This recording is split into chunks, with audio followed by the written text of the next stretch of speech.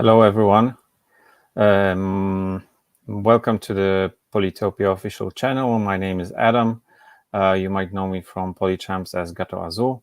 And today our guests are Meisterlapme and Yukiso. Hi, guys. Welcome to the stream. Hi. Hi. How is it going? How are you feeling today? Yeah, quite a good day for me today. Actually, ended And up you, Yuki? fixing Yeah, my I'm- sleep schedule a little, not playing the 2 a.m. Polyseums. I'm And pretty you, Yukiso? excited to be here Mhm. on my side. Okay, so go ahead and introduce yourselves a bit, maybe starting from you, Yukiso, because Hello. it's your first time on the channel. Yeah, Meister has already been here. And hi, Yukiso. I'm mostly known on the Poly Champion servers. And I've been playing Polytopia for around 8 months, I think. And and that's all, I think. I'm Mhm. Italian also. Okay, Meisterlapme, go ahead. Yeah, hi everyone. I'm Meisterlapme. I first played Polytopia in 2018. Then I took a break, and now I've been playing Polytopia at the highest level for about half a year in Poly Champions, as well as some Challenger Mode Polyseum tournaments. Mhm. Yeah, Meisterlapme is very experienced. He's a former bullet champion. And have you won Polyseums yet, or not yet? I don't remember. I won a couple of the daily brackets, but I never participated in the season finals. Okay. Okay. You probably already know the Aquarian rework is going to be released in a few days. The premiere is on August 15. Are you excited? Have you played the beta? Maybe Yeah, share your thoughts on the Aquarian. Yeah, we have actually played each other. So I believe in the second patch, not the latest one, but there were just a few nerfs on the last one. I'm pretty excited of the new units, especially the sharks. Mm-hmm. Although they got a nerf, and they are now only 10 XP. Mm-hmm. I believe Yeah, that they fixed the yellow bellies, or did they change the name actually? Yeah, they changed from Yelly Belly to Jelly, so now Oh it's yes, Jelly. yes. I still like to call them Yelly Bellies actually, and I think they are Yeah, actually the I'm unit, with you. I don't know why this changed. It's they are Yelly actually Yeah, Belly. the that was unit suspected. I'm most excited for, I think, because Mm-hmm. they seem like something new. And besides that, I also think that the Tridentian rework is very interesting. Mm-hmm. Because like before, Tridentians tended to create very stalemate situations, and now Tridentians, Explain why, because probably yeah, not everyone. previously Tridentians had escape, 3 attack, and 1 defense. Mm-hmm. Now they have 2.5 attack, and they lost escape, but instead they got the persist perk. The Mm-hmm. persist perk is what the knight has, so it works similarly to a knight, but the Tridentian is still a ranged unit. So if you kill a unit with the Tridentian, it doesn't actually move there, but you get another attack from the same position where you're at right now. Exactly. Mm-hmm. Yeah, you need some support since they decrease the attack, and also obviously because water units have a lot of HP Yeah, when you you get cannot get these defenders. massive chains with Tridentians, Yeah, but it's harder to avoid Tridentian chains because they are a ranged unit after all. So even if your weak units don't stand next to each other, the Tridentian can just shoot to the left once and then to the right. Mm-hmm. yeah, there's going to be a lot Yeah, of pretty work in devastating. positioning. Mm-hmm. But in general, are you happy about this rework, or did you like the previous Aquarian more? What do you think about the whole change? I believe the previous aquarium was a bit overpowered, especially on Archipelago. But yeah, but I have a bit of mixed feelings about the new rework because they got a bit of a nerf early game, but they also have some really strong options like atolls. And obviously, the persist is a really interesting mechanic on the Tridentials. I think they'll be interesting to play for sure. And you, Meisterlapme? Yeah, I'm a little worried that some units might just not be as good as other units. Specifically the sharks. I think they're definitely going to be interesting, but they cost 8 stars, and they have 3 attack, 2 defense, and 10 HP. So they are not very cost efficient, and Aquarion's economy just isn't that strong. And I think, for example, the amphibian might just always be a better alternative, or just making a bunch of warriors. You can have 4 warriors or 1 shark. And 4 warriors obviously is more combat power. Yeah. Okay, so let's see how that goes.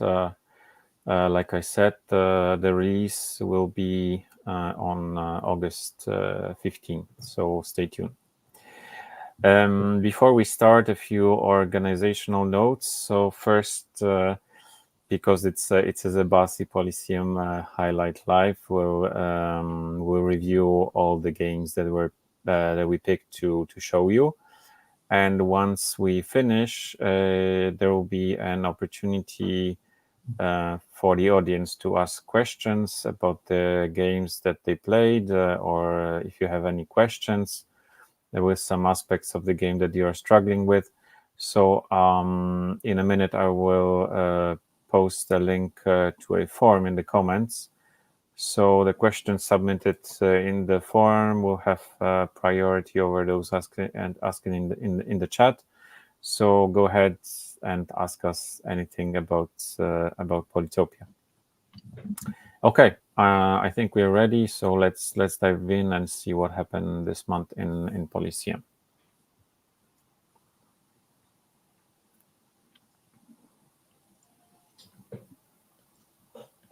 So Meisterlapme, you are in the lead. I'm not muted anymore, right? No. No, everyone can hear you loud and clear. Yeah, and they can see your screen replay right now.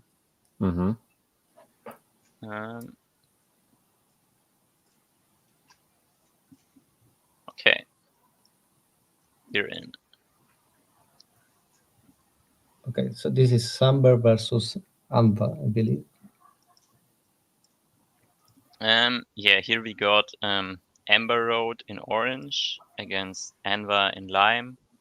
And they're both playing as ZEBASI on small continents. Yeah, so first of all, if we take a look at the spawns, Amber Road has a lighthouse spawn, while Anva does not. The resources seem quite similar. Yeah, lighthouse spawns are always good with ZEBASI because you get the easy capital upgrade to level 3. Yeah, we also see the standard workshop opening for both players.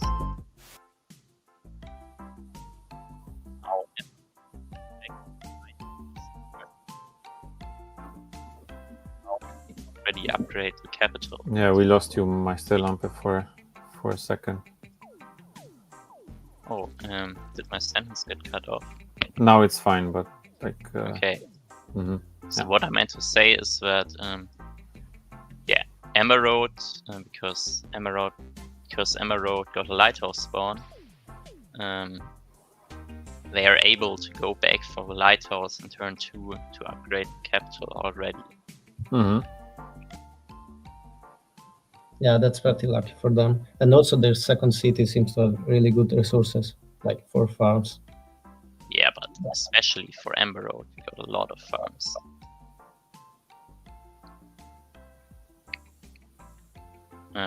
Now here we see a little bit of a difference.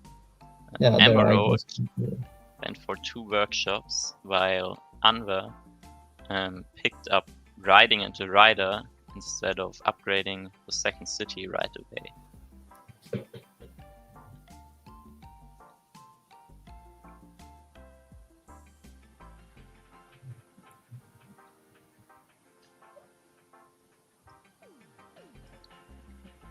Okay, What kind we of see- map is that? Is it continents or lakes? Yeah, it's a continents continents. map. Continents, okay. Mm-hmm. Yeah. Ambayar finds 2 ruins, although one is on the mountains. That's going to be very important of this game. Yeah, but one ruin is also right next to the lighthouse, and I think Yeah. he wants to pick that lighthouse up. That's very lucky for you. So let's disable shared fog, because now it plays a more important role.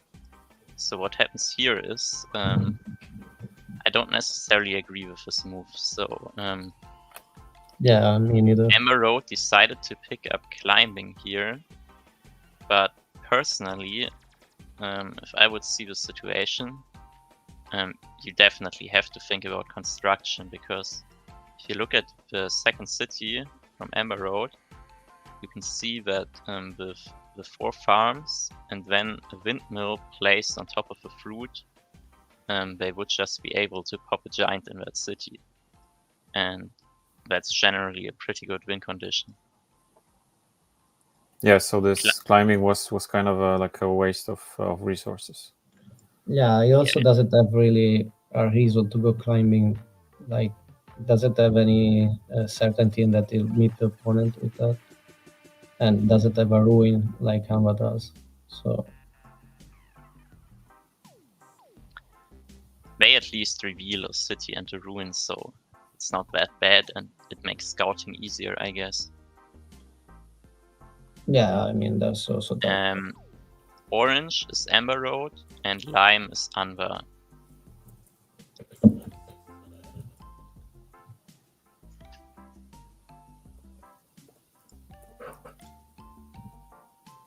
And yeah, Amber gets climbing for the ruin too. Yeah, exactly. Anwer also decides to pick up climbing, but in this case to pick up a ruin.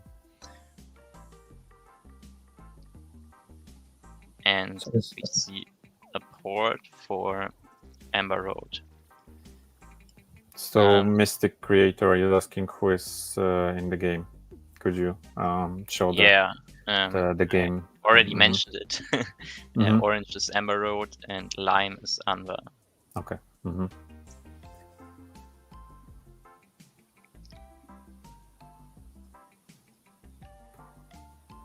Okay, so now we see Anwer's ruins, and the first one actually is a meditation ruin. Okay. That's a Mhm. strange stack.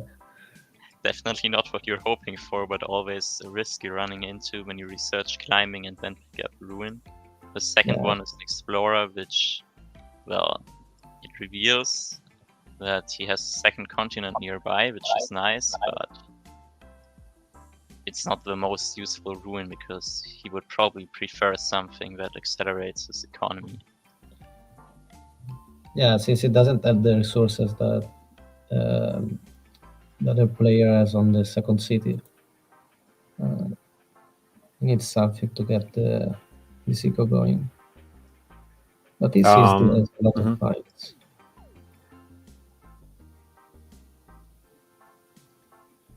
Yeah, Ember Road's economy is very strong here. We're already at 15 stars per turn at Yeah, turn that's for 7. workshop. That's what is strong. Like Anwer actually goes for mining here, which isn't what you typically see.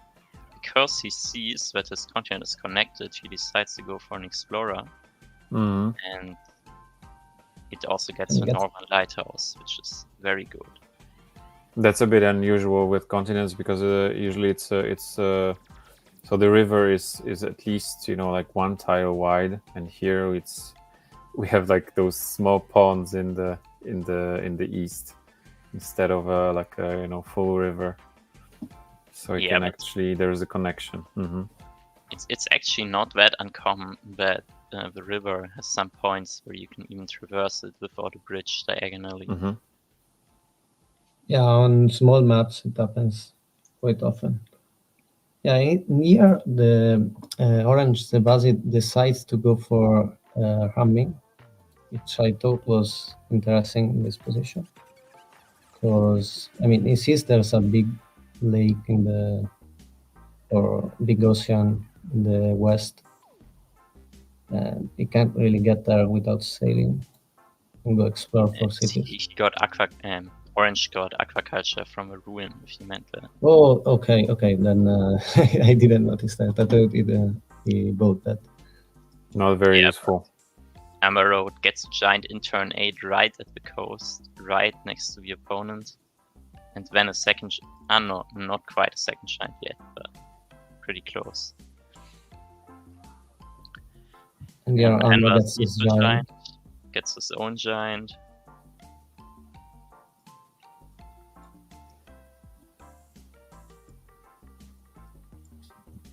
Well, here's the second giant. And Emerald, okay, this is something I want to highlight. So Emerald is upgrading this raft to a rammer. And so what Emerald could just do is hitting the rider at the city. The rammer would take basically no damage while the rider almost dies. But instead, they move the rammer only over here.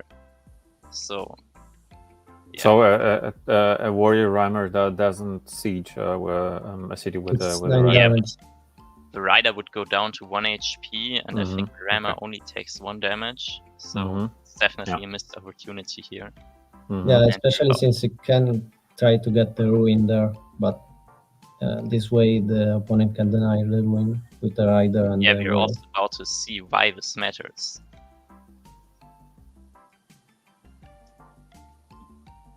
Well, I guess technically Enver could have denied the ruin. Yeah, but it doesn't have the vision there. But now, like in before, the warrior and the rammer could have taken out the warrior now, but that's no longer the case. Well, it is the case, but it's basically a missed opportunity to kill or to basically take out one rider. Okay, so kills with orange gets more vision. Yeah, the Juggernaut is also moving in towards the city of Anwar, pretty threatening. And he gets defenders. Oh, and Anwar actually picks up Smivery to make a giant here. Yeah, this is really unusual for ZEBASI to get Smithery. Yeah, but he has two mine and fort spots. Yeah, that's amazing. Good adaptation. Yeah, now that's a really strange part either way. That's not something you see often on ZEBASI. There's something that's worth looking at here. Like Emerald, instead of going aggressive with Juggernaut, decides to just go back onto their continent. I'm not sure if that was intentional, but yeah, maybe a misclick because I don't see any reason to do that. Yeah, I think landing next to the city would probably just be better. Yeah, you also get the damage from the splash.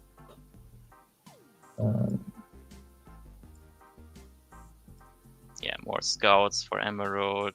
And this is a city in the water. Now some combat at the next, over here happening.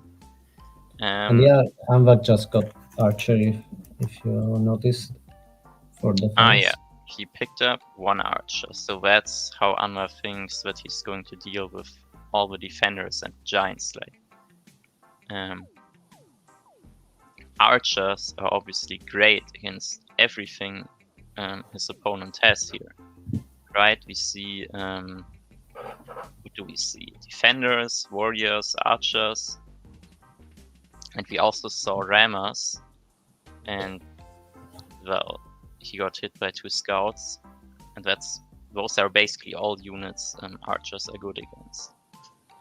Yeah, archers are really good at defending from the land to water, and they are a very cheap defense. While water units are costly. Defender unit on the water is 8 stars, 3 for the defender and 5 for the upgrade. So while an archer is only 3 stars. So that's obviously helps getting a lot of value from the archers. Yeah, basically, like, naval units generally always are less cost efficient than land units. So if you can use land units against naval units, it's almost always going to be good. Yeah. And what happens here is, I'm not sure if this is a good decision. Amber Road, despite having complete naval control, decides to land the scout on the neutral village instead of just moving a raft over there, which would take a little longer, but you're losing the 5 stars you spent on upgrading the scout. Yeah, it does have a strong eco, but that's a waste of stars on that side. You see the first continent special, bridges. Yeah, bridges. Yeah, first bridge. Go bridges. We see a lot of bridges today, I think.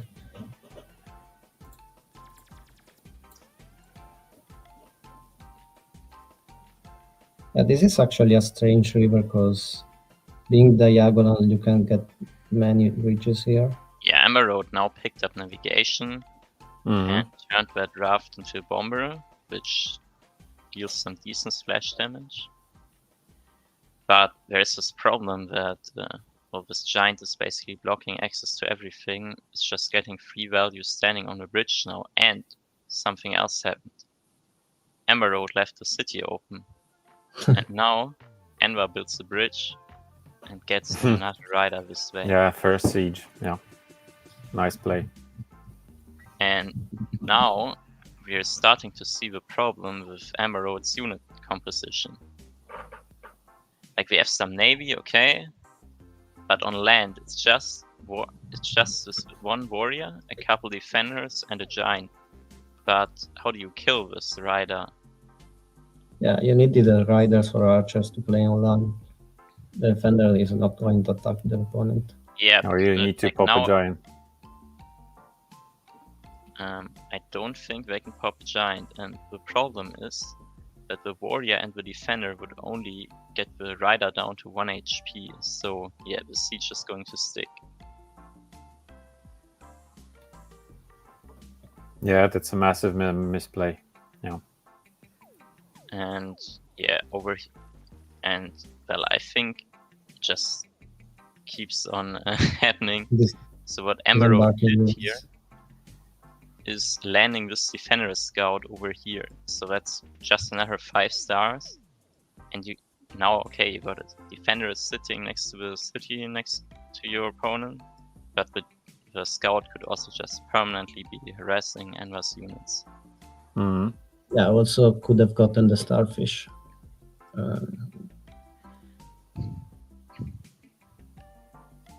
Yeah, here Enver just takes the free hit on the scout with the rider.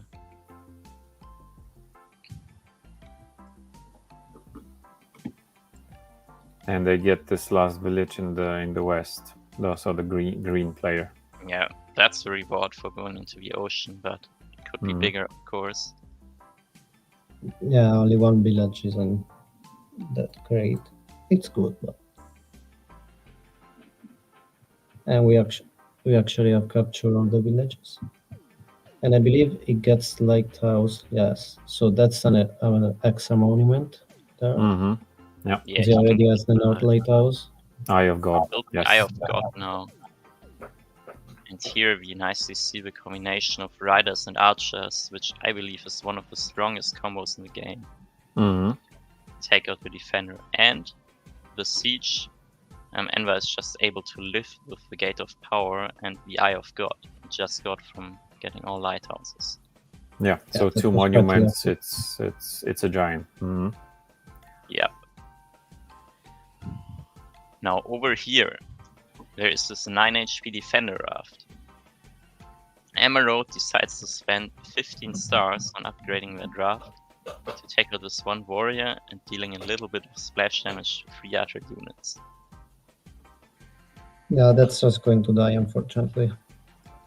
And With the what Raiders also always. happened this turn again was, another defender scout got landed over here, another -5 stars. Like, it's really starting to add up. And now Enver can just take out the bomber with 2 archers, so that was a big loss for Emerald, of course.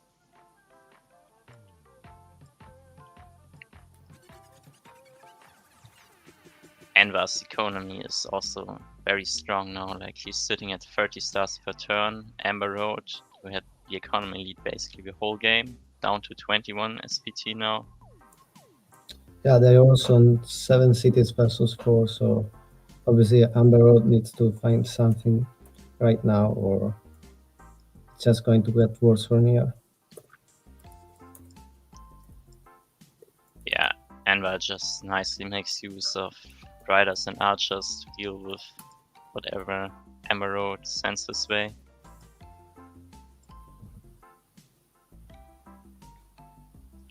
Okay, so the green gets fishing finally.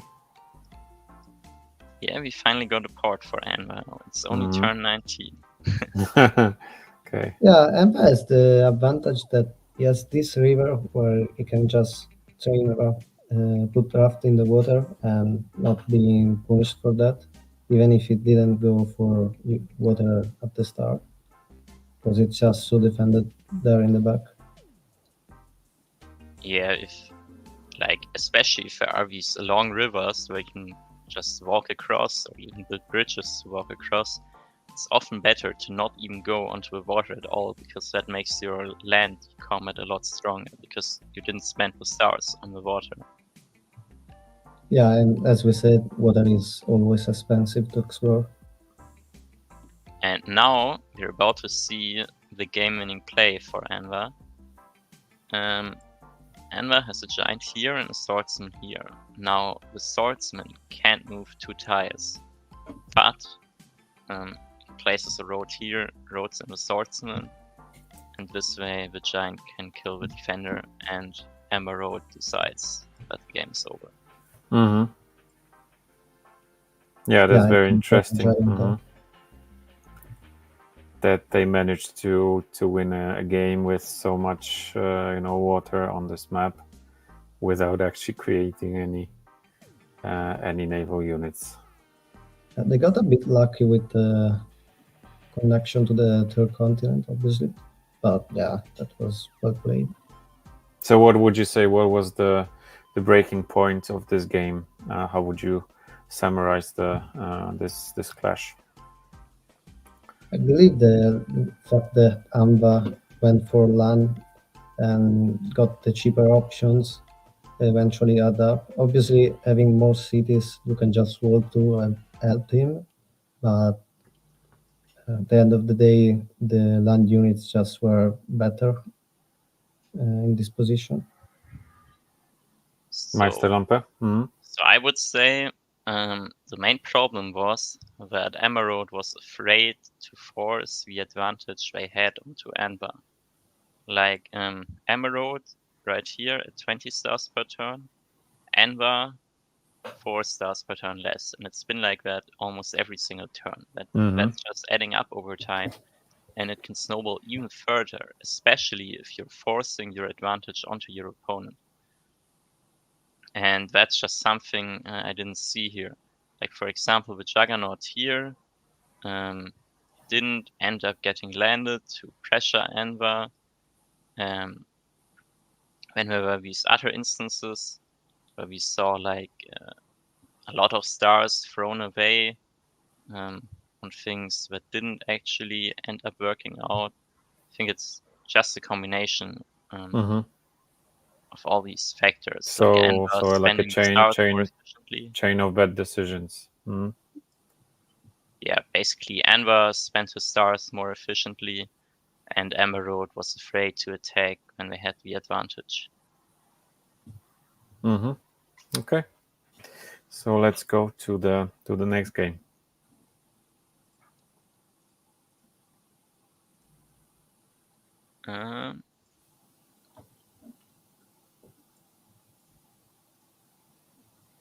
So who do we have here?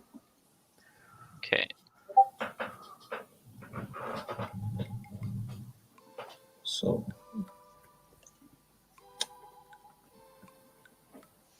And what kind of map? it seems like Drylands. Yeah, we have Boris versus Meisterlapme. Meister being in the south with green, blue. What color is that? Like And teal, while right? Boris is Turquoise. teals. Okay. Yes. While Boris is in the north with the standard ZEBASI. Yeah, so we got Boris against me here. And it's Drylands, right? Yep, it's small drylands. Okay, yeah. And Boris is orange and me is turquoise, exactly. Now, if you look at the spawns, my spawn definitely looks nicer. I got a lighthouse and I got 5 farms in the capital, which allows me to make a giant with the lighthouse, because you need 11 population in total if you take population growth. Yeah, you don't even need a different tech to get the giant. That's really good.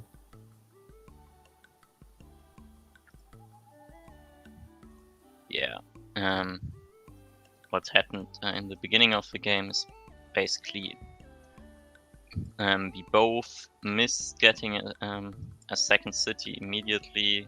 Like it's a bit further away from the capital than usual. They did not have very good resource indicators, so like they couldn't say from like right off the bat where the village is. Why there are no resource indicators is because there simply aren't any villages nearby. So so they were like so the map is very much in your advantage, Meisterlapme. Yeah, so far it seems in my favor, but Boris is getting the center, which is a big advantage, and he's also playing first, which is another very significant advantage.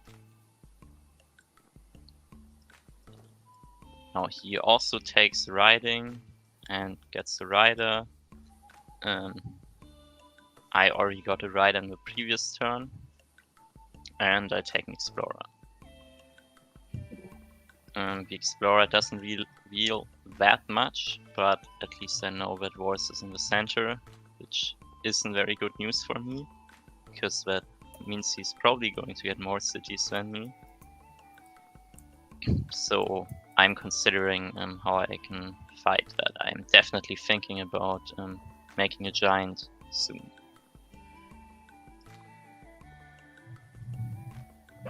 Yeah, for sure, a giant rush in the center would put a lot of pressure on Boris.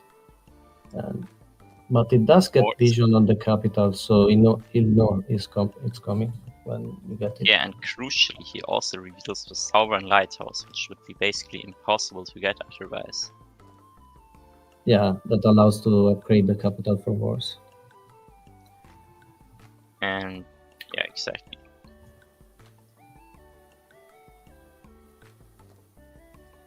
I'm just saving the 9 stars I have here, because I want to make a giant in the following turn. And if you add up 7 stars to the 9, then you end up at 16. I need 15 stars, and well, for 1 star I cannot buy anything. And your second city is much worse than the first one. So the mixed resources. Yeah, only 1 farm there. That's not really great. Now this explorer, not very good for Boris, just ends up going back. Yeah. Yeah, at least it gets the lighthouse, but yeah, not very great. And you get the giant explorer. A giant in turn 6, so that's very early. Yeah, that's a ZEBASI for you. Yeah, they get a lot of giant potential in the early game.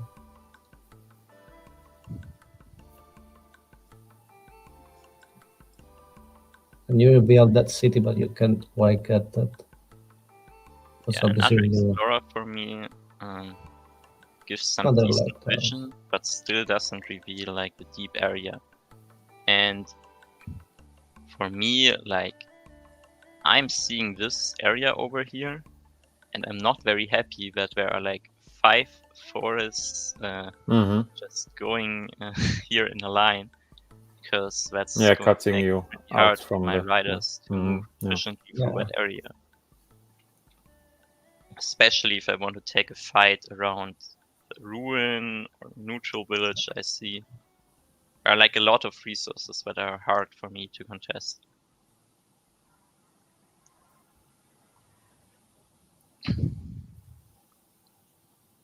Yeah, and Boris gets vision on the city there. Yeah, takes the workshop. And does he have vision to kill your rider on the village there? He does not have vision there. And he ends up getting free spirit from a ruin. That's very lucky. You would Although say it does it's need a lucky. way to. It does need a way to deal with your giant right now, so maybe First Spirit will be better later. Wait, how does free spirit help him get a giant?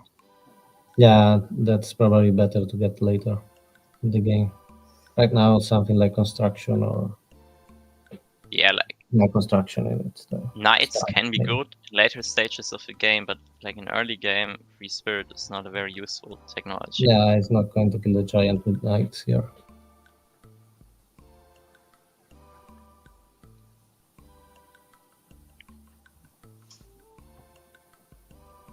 So what is the city count? It's 4 against 3, right? Yeah, we have 4 cities for wars against 3 cities for me. And Boris is on 5th. But I'm getting my 4th city right now. And I'm sieging his central city with a warrior, thanks to me picking up roads. And now Boris actually has a problem. He did not save enough stars to pick up roads. Oh, because the forest blocked him. Yeah, and this rider is blocked by the forest, so he can actually unsiege this, which means I'm going to be able to steal that city. So you siege with a veteran, right? Yeah. Nice. This is going to be a really good advantage for you. But he got this veteran swordsman ruin in the west, which can be annoying. He takes an explorer here. Wow. Ooh, it missed the lighthouse. Not getting that lighthouse. That's a bummer. Yeah, he's trying to get the monument, since you can get the west lighthouse easily, and he already has the other 2. Yeah, I'm trying to stabilize my position here. I'm also taking another explorer, so I don't get you so do have right. quite advantage, like. But I also miss. I barely don't get vision onto this city over here. You have to watch the explorer again. But I guess you also wanted the lighthouse, right? Not only the vision. Yeah, I also want the Norman lighthouse, but I also want information on like which units he's making, and I just barely miss out on that.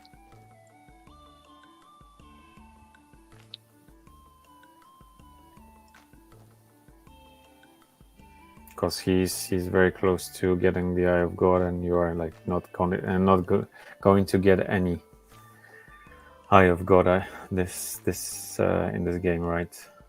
It's like this lighthouse behind his capital is it's impossible. Really helpful for him. Like he needed like that Eye of God. Very good for him. Yeah, I would be able to play this game without. I'm getting problem. Eastern Lighthouse as well now that I still have the ability to get it. But well, I earlier barely missed the Norman Lighthouse, so no Eye of God for me. And now Boris does have 2 giants going. Yeah. And but still, he still doesn't have roads. Or does he? Nope, he does not have roads. Okay. Okay, so those giants will be slow in getting to central city. Yeah, now is a key turn.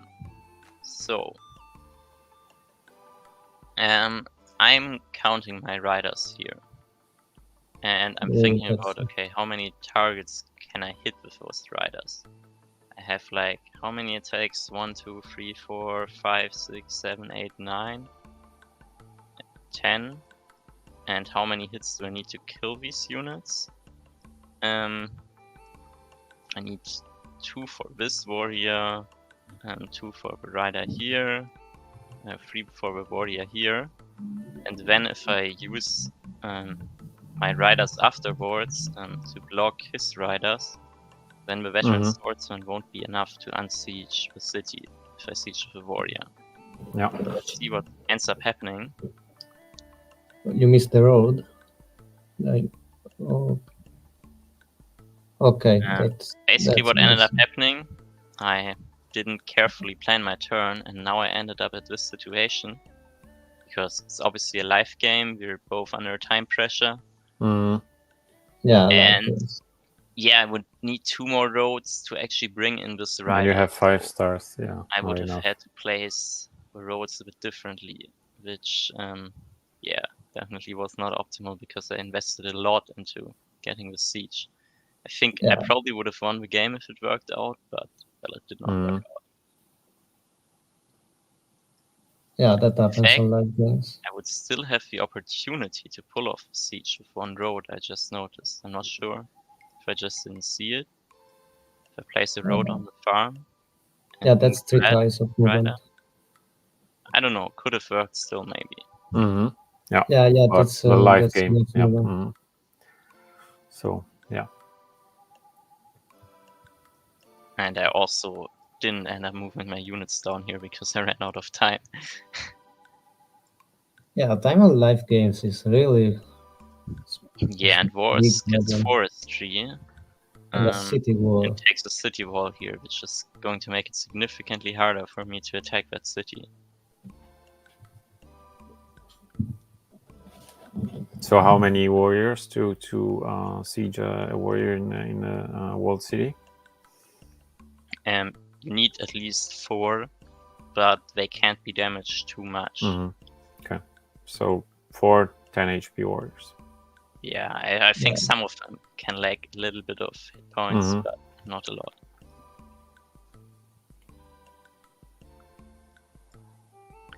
Yeah, I'm finally connecting my cities to the capital and get another giant this way, but the problem once again is the giant is so far away from the action, and the Boris is pressing the center with 2 giants. I have only 1 giant to defend. It's definitely not going to be easy.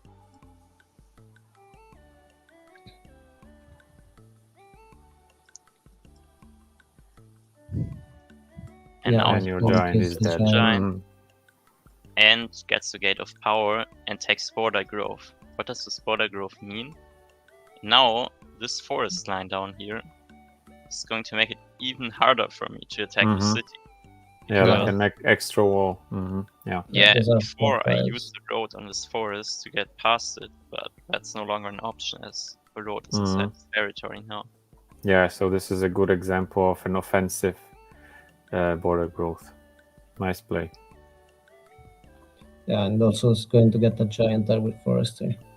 And what also ended up happening was he cut my road connection to this city here, which caused me to lose an additional 2 stars this turn. Yeah, so you have a lot of pressure to deal with. 3 giants, although 1 is at half HP, that's still... Yeah, like I have a city more, but my cities are so much less developed. Like 3 stars per turn, 3 stars per turn, 2 and 3. And we're about to see what his cities are looking like right now. But like we got 6, 5, and 3 on the other cities and the capital. Like he's making as much money as me, but with less cities.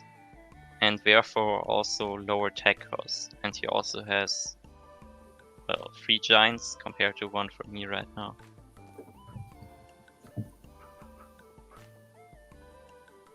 And finally, Get knight. Yeah. free Yeah, spirit. so this is free off. spirit. Yeah, so this free Still spirit. doesn't have Yeah. roads too. He's But you can getting. get them next door. He's finally getting chivalry and a knight, which is very good against what I have here. A lot of riders. Riders like to bunch up on the roads because that's how you use them most effectively. If you have to space them out, they get a lot less effective. I'm thinking, how do I deal with a giant? I of course see that knight, and so I figure life gets easier if I just suicide a bunch of riders into that knight, as otherwise avoiding knight chains is going to be even harder, and I have to get rid of those giants anyways. Mm-hmm. Like previously I thought, well, I could go archery to get rid of these giants that are pressuring me, but now I have a problem. Yeah, If I archers also are go archers, while he has knights and we're playing a live game, where I don't have that much time to plan the perfect positioning of my units. Playing riders and archers against knights is probably almost impossible. Yeah, archers are Like, I'm also going to more make a difficult mistake to manage. eventually and then just instantly lose the game. Mm-hmm. Yeah. Yeah. A long knight chain and you just die. Yeah, I avoided the knight chain for now, but now the knight is in a much more threatening position where the knight can reach more. And it only needs. Did he finally get roads or not? He does Not not have yet. roads yet. Okay. But I decide, because he went for knights, I need like some kind of army composition that is like decent against what he has. He has riders and knights, and he also got both giants. Mm-hmm. And defenders are not that good against the giants, but pretty good against the riders and knights. And yeah, I'm also thinking that I need an army composition that is not that hard to play, because I've been running out of time like every single turn, so yeah, it's been tough. Yeah, do you move the giant? No, okay. Oh, it doesn't get roads. Okay, because that's in the, okay. Yeah, he's So, in range what is because it's each here? 3 tiles. Mm-hmm. Yeah, I so was wondering if you could get the super chain here, but that's a veteran, so yeah, double siege for wards here. Mm-hmm. Also taking out a bunch of units over here. and Now that's what knights. I think I can barely still lift this siege, but afterwards there's another giant with 35 HP standing next to my city, so Yeah, it's going to be tough to defend that. And if you take a look at how I position my riders, yeah, and the chain there. Yeah, it's not pretty, but I don't think that actually was the worst one, because now also yeah, this this one is happens. much worse. Oh, Yeah. Yeah, at this point the game is just over. He has knights. Uh-huh. I have defenders, but I'm losing so much. I think I'm losing. I think I wouldn't be able to unsiege either of these cities. So yeah, no reason Yeah, to play. so GG. yeah, Yeah. that's fair. So tell us, Meisterlapme, is there anything you think you could have done differently in hindsight? Well, I mean, it's pretty simple. The key was turn 12. Yeah, the roads there didn't work out. Like, if I decide to kill this rider instead, or like figure out how to do it in the haste, and I would be able to have like a rider blocking here, a rider blocking there, and then these riders cannot reach anymore. And let's go back. Actually, that warrior would survive if I did that. But that warrior is one of controlled by the giant anyways, so that warrior cannot help defending that city. Yeah, you just needed that last road to place the last road in on the farm there on the center city. Yeah, or use my just riders in a different order beforehand to need less roads to pull that off overall. Yeah, that's unfortunate, but live I think games it are definitely like was that. an optimization I could have done here. But aren't you afraid that with those 6 cities and your other cities not being, very high level, obviously your costs, your tech costs would go up, and Well, Vors had still some firepower, so Yeah, so what actually happens if I get 6 cities is that if I connect all my cities with roads, I get access to the Grand Bazaar, okay, yeah, which you're right. would probably help me to make another giant somewhere. Mm-hmm. Let's take a look at that's my position. Yeah, for example, center, farm, free fruits, and Grand Bazaar would just get me a giant here. Mm-hmm. So I think if I got that city, it would have been pretty much impossible for Wars to play. To come back. Mm-hmm. Okay. yeah. On that, on Yukiso, the west side, any extra thoughts from you? yeah, I was saying in the west side, you wouldn't have had the pressure without the giants, so Meister would have just been able to defend that. So yeah, I think the free spirit ruin was great for Wars, but yeah, what really decided the game was the misplay with the roads there. And I believe that's all. Like, Okay. So let's continue to the next game. Yep, I'll open the next game really quick.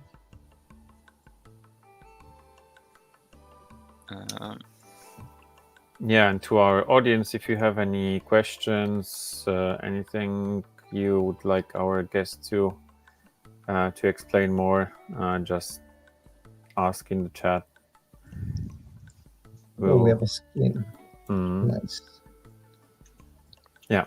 First, let's look at the spawns and what kind of map it is and who's playing. Okay. So finally Mystic. Okay. Yeah. Mystic, your game, so we can come back. If he's still watching, Polysseum is about to start in 6 minutes. Okay. That's true. So this is a continent game, I believe, and they both get it's a continents map. And that's some annoying mountains. We have KFC Mud in orange against Mystic Creator in dark brown. Yeah, another interesting map, like Yukiso mentioned. So a lot of mountains, not very common setup for ZEBASI. Yeah, ZEBASI has only half the mountain rate of most tribes. Yeah, and also they are in a really annoying position for the North ZEBASI because you can just go for the center, and it doesn't have grid resource indicators there. I was thinking the same thing. Like they're kind of annoying for both players, so it somewhat evens out. Let's see how this game plays out. So we see the I need to standard openings, obviously. Yeah. Similar openings, but now Mystic decides to go back with the second warrior instead of exploring with that one immediately. That's a really bad second city though. Although it has water. Yeah, so let's disable shared fog. Because Mystic took the lighthouse, he got an extra star this turn, and this allows him to pick up fishing as well as taking explorer. And he meets the opponent. That's a really good explorer. Okay, no, it does go back after. Information. KFC Mud now also takes an explorer. It reveals basically the same area, but that's obviously better for Mystic. Yeah. We see riding for Mystic and port for KFC Mud now. Let's take a look at what KFC Mud sees. So he sees shore, so he sees that there is this shoreline over there in the northwest, indicating that there is another continent right next to And him. that's a proper river, not like the one that we had in the first game. Yeah, Exactly. this is This is like a really long river with a lot of bridge possibilities. Like you could just count really quick how many bridges you can build on that river. I think there are yeah 1, 2, 3, 4, 5, 6, 7, 8, 9, 10 possible bridges that can be built in this game. Nice. And there's technically another one over here, but I don't think. And here, but I Yeah, don't think those are that's- going to be built. that's not going Yeah. to be useful, obviously. Yeah, here that's a really good map for a rider road setup. But Yeah, so making a port here, probably not what you want to do. yeah, especially since it can't upgrade the other city, I believe. It doesn't have the stars. Yeah, exactly. It also forces him to not upgrade that city because he spent 7 stars in that port. No farm on the third city for Mystic. That's really unlucky. Yeah. Yeah, those mountains He are, has to It does think have about roads fishing. here. are Like messing they, up his. he also yeah. got riding already. Roads cost 8 stars. I think he definitely wants to build a bridge here.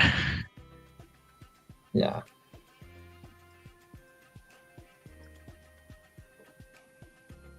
Okay, if Seamat finally gets the workshop, he moves the raft over there. Not the most fortunate position. But, I'll say but because that raft actually Zone of controls Mystic from bridging over with a rider and a warrior. Like he had saved up a bunch of stars, so he starts with 17 stars. Roads tech costs 8. A bridge here would cost 5. So he has 4 stars left. And then if he places a road below this warrior, he would be able to capture this city, as well as killing the warrior here. And yeah, basically just stealing that city. Yeah, KFC wouldn't be able to that get was it very back. lucky. Now he does something very similar, but he also decides to move off of that city, which I'm not sure if that actually was a good move, because Yeah, that's that city seems delays want to the attack city capture. yeah. The problem is that if the opponent defends there, then you don't have anything to follow up because you didn't get the city.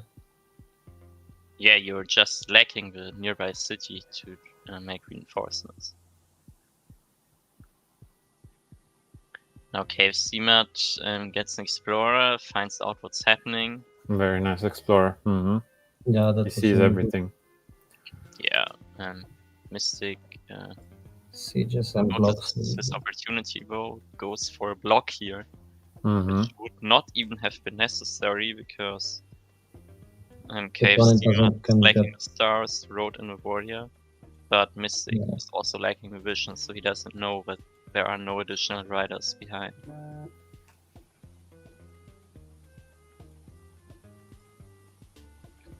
So yeah, that means that Mystic is losing the rider and the warrior he used to block, but he gets the city in exchange.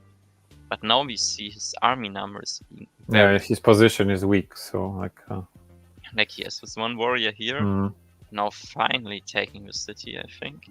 Yeah, what I'm seeing here is that the opponent can actually take that city back. Yeah, let's see Yes, what to be happens. Aquaculture ruin not very useful in this situation, but I guess Yeah. it was with the port. yeah, so Okay. same situation. So block back. But there's a crucial difference. Yes, roads. Like the 2 riders back here, they can just take out the 2 riders in the front blocking, and then the warrior and the rider can be used to unsiege the cities. So this should be great for Mystic. He's getting 3 kills on 2 riders and unsieging the city. Yep, that's really good. Also taking the level 3 upgrade for some 3 stars. Yes, now here, you it's a were right. debatable moment. Should he really take the kill with the warrior? right here. Wait, let's go back. Yeah, right here he has the option to hit with a warrior first and then finish with a rider to train a new warrior in that neutral city. Mm-hmm. So that basically just means that he has more units nearby. And he had the stars, so it wasn't, the economy that he did not have enough funds. Mm-hmm. But his situation is definitely looking a lot better right now. ZEBASI knows that he also needs the roads if he wants to be able to fight this. So now Mystic is getting a little bit crazy. Yeah. Another bridge. Let's look at the situation. You're starting with 11 stars. I don't know if he thought that he was behind and needed a crazy play because his opponent had a lot of score. That mainly was a result of ZEBASI taking more explorers and getting that aquaculture ruin. Mm-hmm. 8 stars for a road and a bridge. That's right? not efficient. Started with 11, now he's down to 3. When he bounces back here, okay, if it works out, all nice and good. But like, what is the consequence of his spending? He can only make 1 new warrior. If he didn't do this, he could have taken a workshop in this city to get 2 more stars per turn, make a rider in the capital, and make another rider in this city, so he would have a lot more army on the field. Yeah, it's definitely... It probably was not the best decision. And I think we are going to see ZEBASI punishing him very hard for that now. Mm-hmm. Yeah. Now ZEBASI also builds a bridge, blocks with a warrior, which means yeah, bait. Yeah, that's a lost city. Growths. Oh.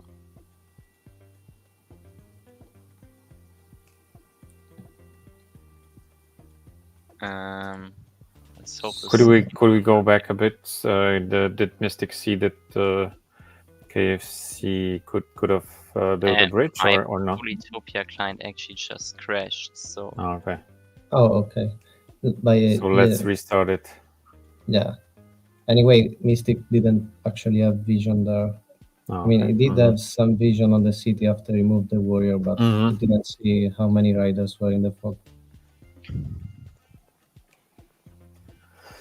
Yeah, so since we have some difficulties, technical difficulties, I remind you that you can submit your questions in the forum.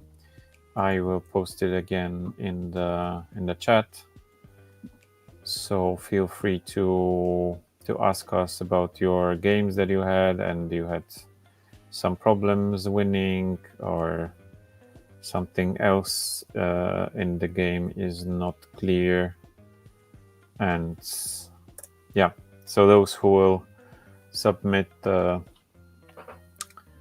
questions in the forum, there will be priority for them to in answering. Okay, where were we at? I think. And we're back. Yeah. So my question was, did Mystic have vision on this? So like, yeah. So he could have predicted that KFC could have knocked him out from out of his village. Mm-hmm. Yeah, I believe at this point he thought the opponent didn't have roads yet because he didn't see them before. But so he thought it was safe to get there. Mm-hmm. But I don't know for sure. Yeah, but he sees the border and he sees the he knows the shoreline, so he had to he had to know that it's kind of risky. Yeah, it looked very, very, very bold, like Meisterlapme said. This bounce, and yeah, but he got punished for that. Yes. Yeah, that was for sure a gamble. Yeah, we see it once again. And now KFC Mat's response. He builds a bridge. Use the rider to block. No Mystic. I'm not sure if he should be doing this. He seems to be that's a very lot of obsessed stars with for this. bridges. Yeah, he's building another bridge, another. Wait, what did he do there?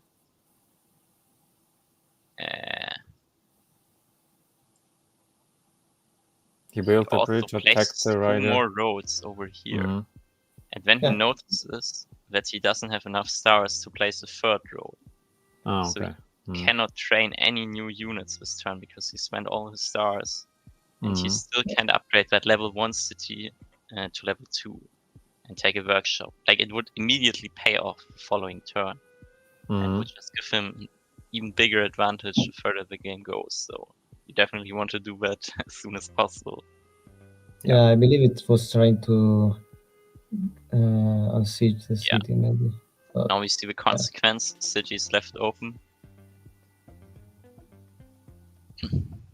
And it's going to steal that. yeah, he just bounces in a rider into that open city. Yeah. And he makes the rammer. Let's see if that one is going to do anything. Now Mystic No, doesn't Mystic. have units at this point. Now Mystic can unsiege the city this turn. Oh, but because there's the roads there. he has those crazy roads. He goes for an explorer, which hits the lighthouse, which is great because now Yeah, one more farm and he has a giant. Yeah. he can upgrade the capital. Place the Park of Fortune down. And he finally gets... He doesn't An take a workshop, he takes explorer? explorer. Oh, that one was useless. Ooh. Yeah, it was useless, but Whoa. it was very risky there. I think it was a mistake. Yeah, maybe misclicked that. I think he was hoping for another lighthouse, but I'm not sure. Yeah, Now- but he did. He That's did not have fine. the what is sailing, right? So Yeah, I don't see a point in in risking. Yeah. I think he wanted it to go south. With Yeah, the maybe. shore. Well, the explorer could have also gone towards this side. Like there Yeah. were Yeah, 3 but possibilities. still- Either it goes to a fog like here, or it goes to a fog over here, or to the fog. Yeah, because it's all of them are 3 tiles away. Yeah. Yeah, so like it's very risky to get an explorer in this situation. If he had sailing, then yes, obviously, And now I Yeah, want to but- talk about another thing. A Mystic decides to resign here, Oh, but I'll Does say he have but the kids for? because he's at 9 out of 10 Hamon, kills no? right now. This city just needs 6 We population. lost Gato. The monument would give him 3 population. And then if he if he harvests a fish here and then places a port, he can pop a giant in that city. So yeah, I think it was a mistake for Mystic to give up here. Yeah, I lost connection for a second. What did I miss? yeah. So Meisterlapme was sharing that it was quite early for Yukiso to resign because he was 9 out of 10 and it was just I had the kill to- for the monument. yeah.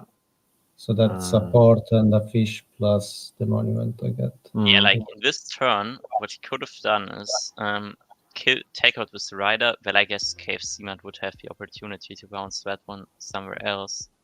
But regardless of how he bounces his riders, he would be able to get a kill on one of them if he keeps the siege. Mhm. Then he uses the Gate of Power and the fish and the port, and he gets also 1 population from a port connecting to the road network. Mm-hmm. And Yeah, then because he I was wasn't sure if the city is already connected, because otherwise one I always- population would have been missing. But with the port, yes. Yeah, but you can see those icons over there. Like if they're connected to your Mhm. capital, you have a Yeah. road icon. If they're not connected, you don't have. Oh, I never noticed those. That's, Oh, okay. Yeah, that's interesting. that's a useful tip. Yes. That's an Thank easy you, way of telling. Meisterlapme. Yeah. Yeah, Your you capital, can always learn it's something the new. crown. Yeah. Yeah, the capital is a crown, and also the name is underlined. So that's the The other land indicator. of a city name doesn't depend on if it's a capital or not. Or you mean that it's underlined? Yes, yeah. Capital yeah. is always underlined. Yeah, that's fun. Mhm. Yeah. So quite. So would you say that Mystic could have still stayed in the game and maybe even won? Yeah, with the giant there, the opponent doesn't really have high-level cities, so it would actually be in a pretty strong position. That's what I thought too when I saw this. I mean, Mhm. Mystic obviously made a bunch of mistakes earlier already, which, well, were kind of situations where I thought, okay, now he's throwing the game. Like it started right here in turn 6 when he didn't capture that city. He doesn't end up getting punished for it immediately, but I would say it's very bold not to capture that city here. Like what could happen? I guess maybe he was thinking that KFC-man could use the raft to block, and then he's lacking the firepower to kill the warrior. Guess it's acceptable to do this, but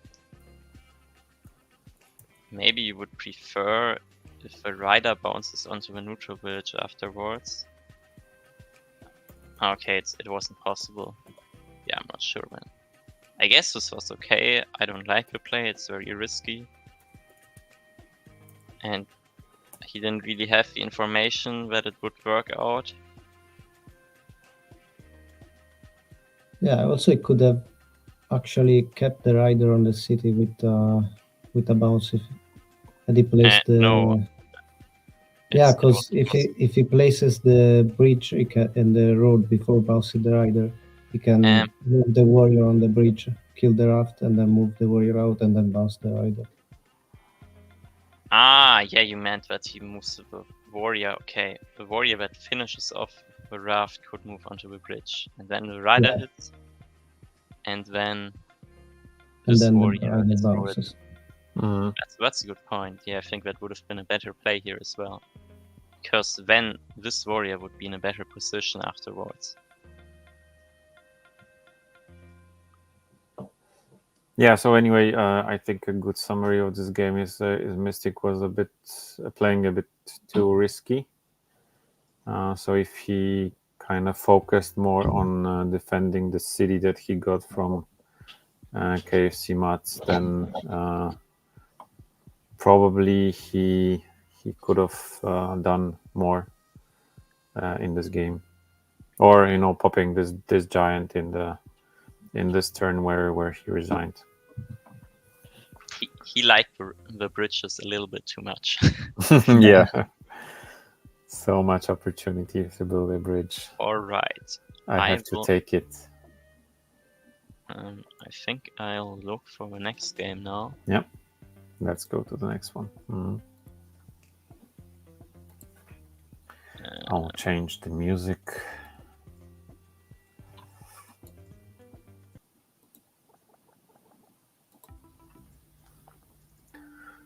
Okay. We are on the next one. So who's playing here? Fishing. Is this dialogue? I saw a fishing room. That's going to be unlucky. We can talk about that in a moment. Yeah, that's so we have Boris again, and Your opponent is? I can pronounce that. Yeah, Gvai Juh or something. Yeah, Okay, with hard one. no I offense, but actually I'm looked calling up green how to player. pronounce that name. Okay. Oh, and I was, Apparently, it is a Chinese name, I think. Ah, And yeah. you're supposed to call it Huayu or something like Who are that. you? Okay. Guayu. Okay. Okay. Yeah, so Guayo is green and Boris is orange. So what do you think about the spawns here? Very close spawns, but they don't know it yet. So Yeah, it'll be and they interesting also have to see how good it goes. resources indicators on the same direction. Yeah. It will depend a lot on how they explore this. So let's see how it starts.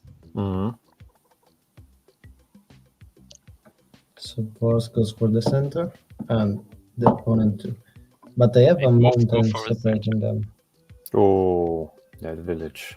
But That the Boris missed. Yeah. yeah, Ryu is getting to a neutral city first between them, and Boris won't really have a chance. Well, he can't really knock. Yeah, Okay, but so it two things happen here. does. Boris gets finds out in. that his opponent is sitting on the neutral city. Yeah, he sets up a siege, I believe. First, he takes a ruin, gets fishing. Very Okay. on island. That's so Yeah, bad. fantastic. Then he moves onto resource indicator, finds his opponent on the city. Well, he doesn't have 2 units in range. Riding and road would cost 14 stars, so the ruin gave something different. He would Yeah. have been able to road in the second warrior. Yeah, now it's not good. Yeah, he must be pretty frustrated at this start right now. And the opponent gets the rider to defend the city. Yeah, the standard response in the scenario. Yeah, and the second city the for unsiege Boris here. is so far away. That's 4 tides away. Forestry, Forestry. a little crazy here. Forestry on Wow. Forestry as ZEBASI. Not what you usually go for, because ZEBASI also has reduced forest rates, but he has 4 forests inside of his capital. I think he also had. Does he have an animal? No No, animal. it doesn't. I believe he wanted to go only hunting because he can get a level 3 in this second city with it, but no animal in this capital, so he's forced to get forester. And what's maybe a question from me about ZEBASI? What is your usual play with ZEBASI, or would you go construction and burn those forests, or rather go forestry like Force did? Forestry is really a situational choice. Like, I mean, most of the times you want to go construction. Sometimes org is a good second tech. You can get some really good cities with 4 farms and 3 org and just get a giant with that. But yeah, forestry is really dependent on your spawn. It's really So difficult here, to let's be more specific. So here, Yeah. was this forestry play a good choice, or rather construction and burning forests and converting them into farms? So I would say, even mathematically speaking, construction is better here. Because if you take a look at it, if he takes construction, now he builds a farm, then he places a windmill. It costs him 17 stars. stars. Then he only needs he only needs 2 burns and 2 more farms to get a giant in his capital. So 20 stars afterwards for a giant, and he saved 2 stars. Yeah, because like now he's in this position. Yeah, you also can't get the giant with just forestry. So Yeah, if you're here, construction. like how do you get a giant? So you need 3 more lumber huts and a sawmill to get a giant here. Mm. So you have to also buy mathematics, another 7 stars, place a sawmill, another 5, and 9 more stars on lumber huts. So that's So it wasn't a good deal. Yeah. yeah, it's more expensive once again, and well, construction is just generally a good tech for ZEBASI. I think hunting can be good in many scenarios, but not so much forestry. Yeah, hunting can be good also for archers later to defend the giants, but yeah, forestry is just a strange tech for ZEBASI. Explorer reveals the lighthouse, which is nice, but doesn't really reveal what Boris is doing. Yeah, that just missed that one tile on the capital. Yeah, Boris. It's kind of funny. So Boris is at how much stars per turn? 8 stars per turn, despite only having 2 cities. Yeah, that's another explorer there. But it doesn't go towards wars at all. It just reveals a lot of stuff in the back. Yeah. Yeah, that's a strange explorer too, because he knows there's no city between them. Since you can see where the war city is, there's only 2 tiles between the 2 borders. So, I mean, Well, I think why you mainly wanted to know if there is anything between them. Or like, well, mainly you wanted to know what Wars is doing to make it easier to play. yeah, for sure. And I think it could have been easy to explore with just units without the explorer, Yeah, much cheaper, definitely. or at least shape it 1 tour so it doesn't come back.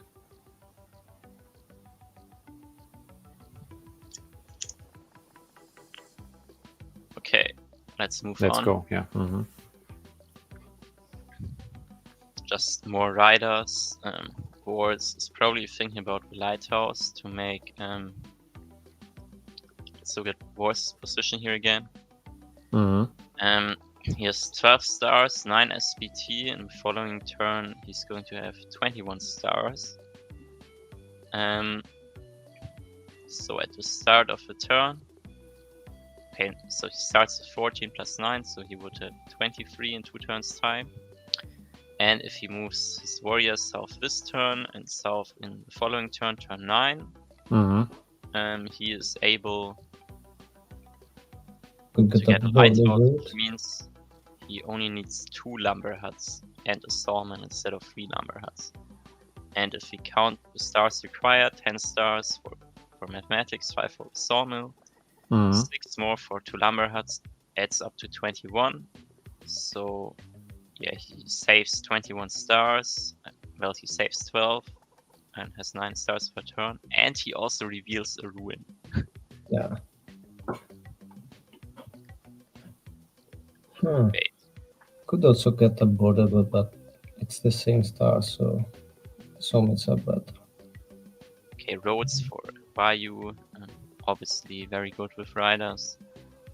And well, generally good for combat. Really cleaning up Boris' army here. Oh, Boris actually only saved 19, but I guess he. Okay, find the sawmill and. I think he just chops 2 forests. Yeah. Okay, and enjoy it. He advances the warrior there. So yeah, so the opponent just tries to get the siege on the other city. And it's a giant there. Well. Oh, veteran. But stars. That's lucky. yeah, he starts with only 7 stars per turn. And like he kind of needs like, well, he has the Park of Fortune monument still.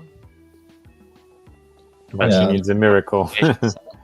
Yeah, it lacks 1 population, but without the star rolling. 10 stars here. And the border Now, goes so the he second was giant. even able to take Border Grove to deny a green from using the road over there, because now it's in his territory. It also gives his sawmill more potential. Yeah, I believe that's a Great second for all. giant there. Yeah, but without those stars from the ruin, it would have been probably GG. Yeah. So, like, green really has to think about how to deal with the giants now, because riders are not very good against giants. Yeah, especially it doesn't have enough to riders Like, to get it's there in just time. crazy. Another explorer, like, Yeah, needs some as I economy. said, if you don't shape the explorer, Oh, yeah. that's just going to go back. He was very close to getting 2 lighthouses. Well, Not I mean, close. that I think mathematically that wouldn't even be possible, but Yeah. I think the idea was to get the Sovereign Lighthouse, because that one is very Yeah, hard yeah. to get otherwise. And get the other 2 with the units. Yeah.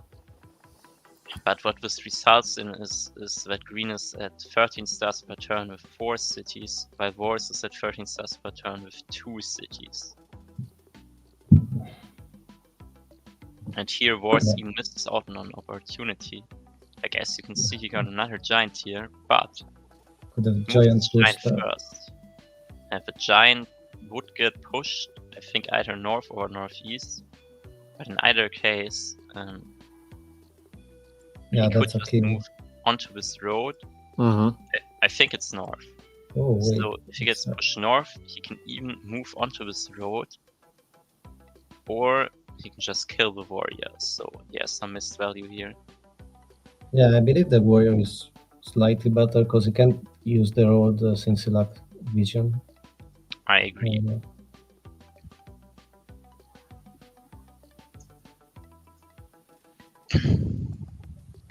Okay, what are we seeing for Ryu here? Organization. Okay, what do I think? What do we think about organization here? Yeah, it still lacks 1 population to get the giant, even with organization. Yeah, he needs construction to get the giant in Yako. But he'll get 2 cities, so he might get the Grand Bazaar. Yeah, like I Yeah, he think the lacks 1 idea city, is unfortunately. you need For to get even a giant after capital somehow to get the Park of Fortune. Oh, that's right. Okay. And then you need 3 more population, which would be a farm and a fruit. Yeah.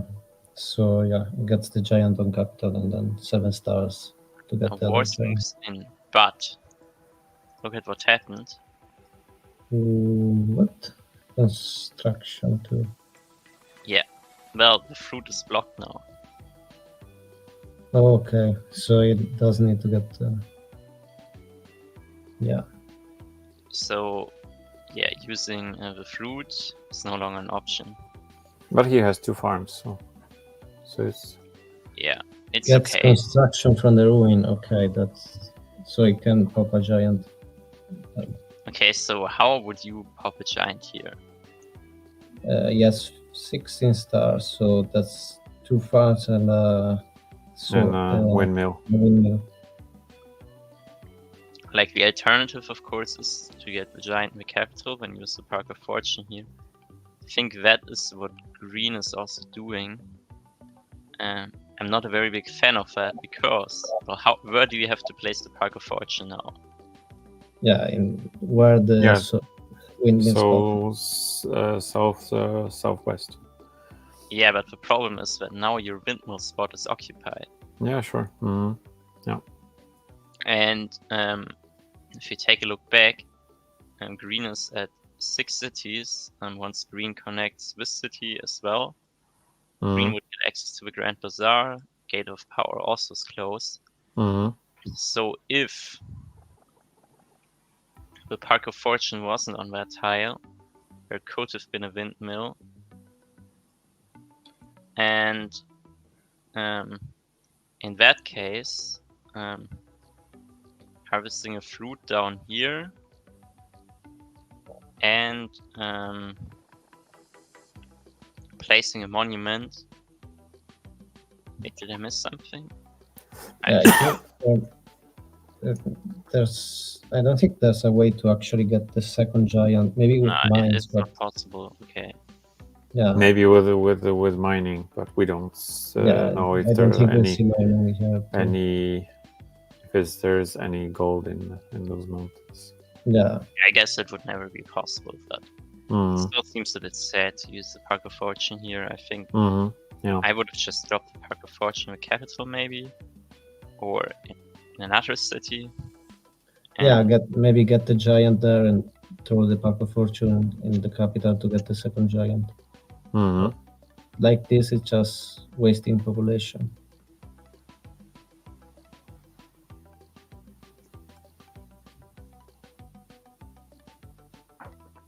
Okay, so we see a catapult in the back for Boris. So yeah, first catapult of this live stream.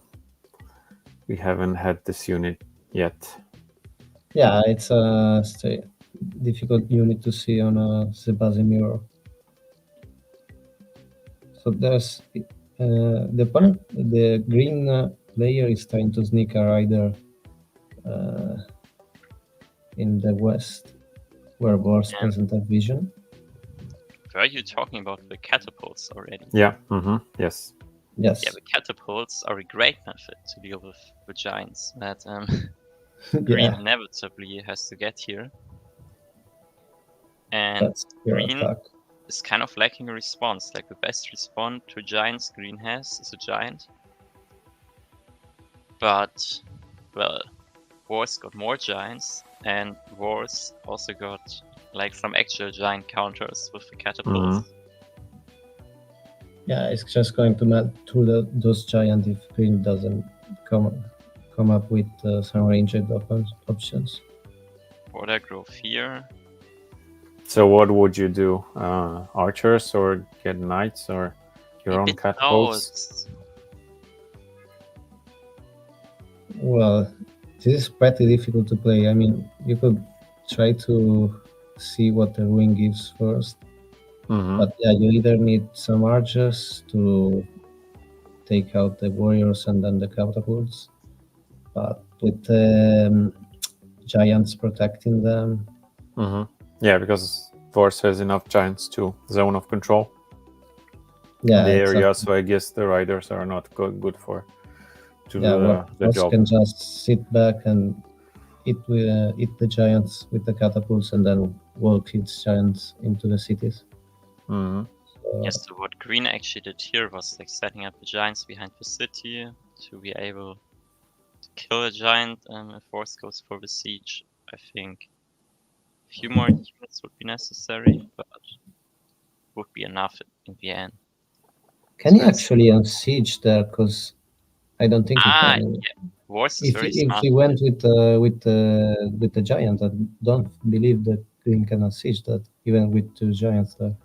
Like you mean? Yeah, I think 2 giants and like a few small units definitely should be able to unsiege a giant siege. Yeah, but the problem is that the opponent needs climbing and doesn't really have many units there other than the giants. I guess Green would need climbing. Yeah, I mean, he needs road to get the rider in the west, and climbing to get the warrior on the mountain, and then he'll have 3 units that can hit the giant. I'm not sure if that's enough. I believe so. Yeah, it would have been difficult to unsiege that and then to keep the siege again. Oh yeah, that's true. You can just take it back. Yeah. So, but I think what Boris is mainly thinking about as well is trading his giant's HP against Green's giant's HP. It's not very good for him because he can easily kill giants while Green cannot. Yeah, I can wait 1 turn and get the catapults in range and just... How many stars was the city? The Siyako or Yoko? I believe 5. Okay, so it's a good deal. So yeah, the warrior is a warrior for a good deal. Yeah, always good to siege your opponent's city and throwing away weak units for it. Mm-hmm.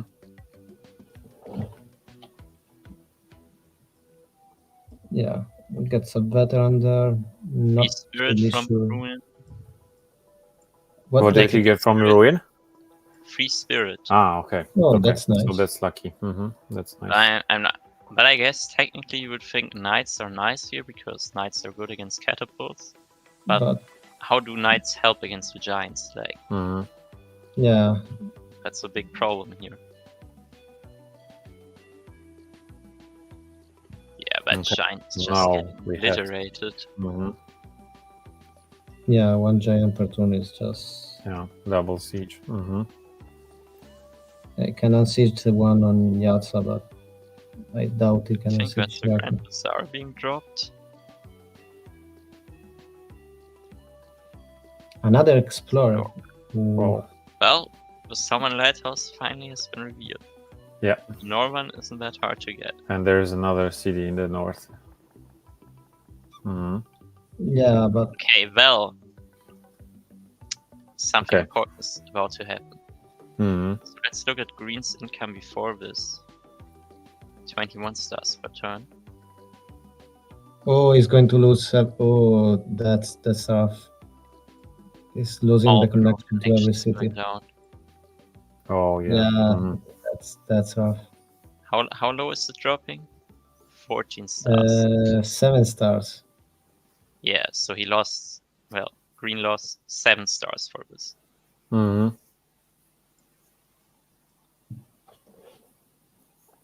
Boris also. Yeah, and his giants right are corner. still in range. Yeah, that's very bad. Okay, now the cities are connected again, but it obviously was a lot of stars lost.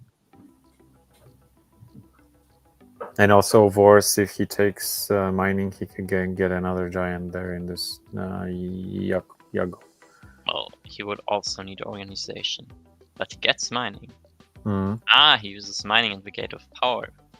Yeah. Oh, yeah, he had enough, but I guess he wanted the giant this turn. Yeah, more sieges to deny Green income. Green finally gets a normal lighthouse, picks up chivalry, and makes a knight, but it looks juicy right now, and Boris doesn't actually see this knight. But let's see if it's going to work out. But the catapults are kind of spaced now. Does Boris see the knight, actually? No, Okay. he did not have the vision. Oh, okay. Yep, Boris does not see this knight. Yeah, so that was a surprise. But he did space the units, so... Yeah, but Green can still kill 2 catapults because Green does not have climbing. Oh, yeah. That's right. And can he unsiege the capital? Does he have a monument there? Yeah, he got the Eye of God. Yeah. Oh, That yeah. happens there. Does he have the Gate of Power yet? I believe Let's it see one place from. didn't place it. He placed the road monument, but not the Gate of Power. Yeah, well, Boris just kills the next giant. Yeah, that's not going to... Yeah, Yeah, Green that's resigns fine. That's fair enough. Yeah, good game. Yeah, coming back from 2, 2 versus 6. That's. Wait, you can see that in the replay. What? Yeah, but I think that happens if the replay ends. It's a bit weird. Oh yeah. Yeah, there's a lot of strange things that happen when the replay. Monuments Maybe- are available. Maybe because of the the Aquarian rework, some bugs. Yeah, it's just strange when the replay ends. Like sometimes you can even close the replay unless you go back in the a turn before. It's just Yeah. strange. Anyway, good Yeah. game. So Boris came back from like being 4 cities behind. So it's not doesn't happen very often that you can make that kind of comeback, right? Yeah, he for sure got lucky with that star win, but yeah, that was well played. So what do you think was the right play with for Green when with this to defend this city. So because it was in the end it was the crucial moment when Boris got it and popped another giant, because it's so close to the capital, so it also gave him a good like a highway to the Greens capital. You mean what Green should have done differently over Yeah. the whole game? Or? Yeah. I think you have to consider how to deal with the giants earlier. Like one option can be, okay, you're going for an economy lead, you take like workshops everywhere. That way you're going to have higher income because Wars only has 2 cities. Then you can maybe afford to suicide a bunch of riders into giants because you got more cities. I would have probably liked to see archery for Green here. It's expensive to tech into, but very efficient against giants. Yeah, what I didn't like on the Green side was the amount of explorers that they got. Since, yeah, I understand going for the Eye of God, because that's an extra monument that one may not have, but the Eye of God in the end is just population, so the most it can give you is a giant, and since Boris was going for catapults, giants are just going to be melting in front of the opponent. And so, yeah, I think it should have gone for workshops and tried to tech into some units like archers, as Meister said, that could have helped him actually kill the giants. What about the expansion of Green? Was it done the right way, or maybe I think it was fine, too much to be honest. in expanding? The expansion was definitely good. I mean, Green got basically the whole map. The problem was that Green was not able to hold the giant push from Wars. Like, Green was able to hold that. Yeah, I mean, it's just game over for Wars. Yeah, he needed a way to deal with the giants there. Yeah, what's actually kind of funny is, I think, Green just barely would not be able to pull off a Houdini here. I was thinking about this because there are like 4 more tiles that have to be covered, but there are only 2 units, so I guess it's hard. Yeah, that's very difficult to. If Green was planning to unsiege that city with a giant, maybe you should consider. What about a turn later? Because this turn it was pushed, and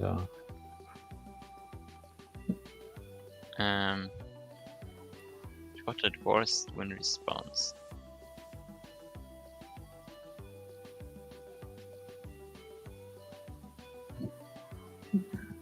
Boris just moved into the big area. He left this one spot. So and it wasn't a giant siege. Okay, wait. Yeah, now what happened is Boris moved this giant next to this giant. Green even attacks that giant, which means Green's own giant becomes even weaker, down to 32 HP now. And that means that Boris can just kill one of the giants, so there's no chance for Orange of another giant. There's no chance for Green. Even with those mountains and Boris not having climbing, there was no way they could. Yeah, and even with another giant, that's just 2 catapults staring down at it. So. Yeah, but actually speaking about Houdinis, we did not have any Houdini yet. Yeah, it was pretty difficult to make an Houdini here. I'm hoping to see one in those last 2 games that we have. There's one game where there's a missed Houdini, so maybe we'll see that. Okay, so let's move on to the next one. Okay, I'll load up the next game.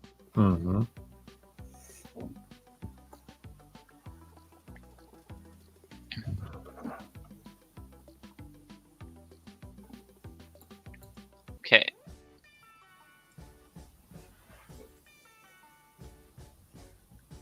So, Wait, what do we have yeah. right here?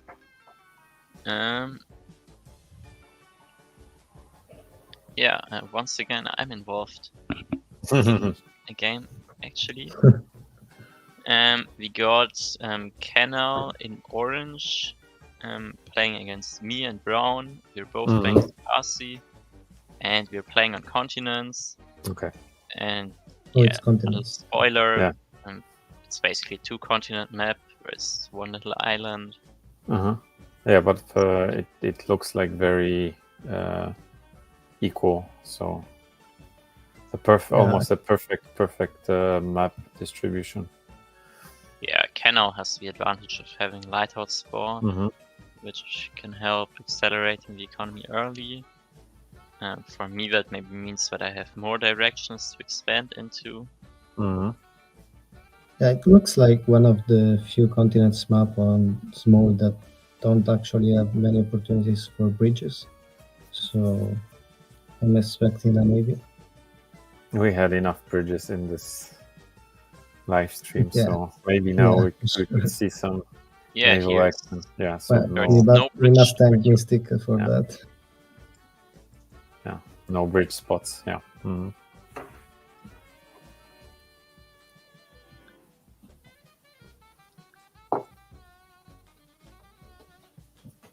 Yeah, a lot of exploring. Canal picks up fishing before capturing the city. And Really good city, Explorer. by the way. And he meets you. gets some decent vision, but doesn't go that deep.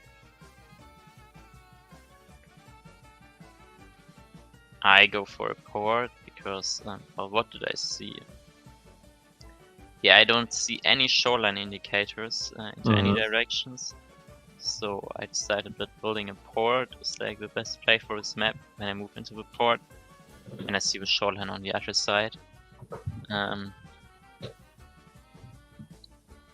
Yeah, at first I wasn't happy about it, but it turned out that you can't build a bridge anyways on this map.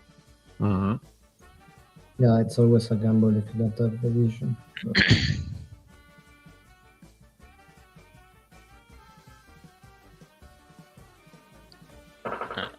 Another explorer for me. no, No, it's the first explorer for me. that doesn't go well for me. Oh.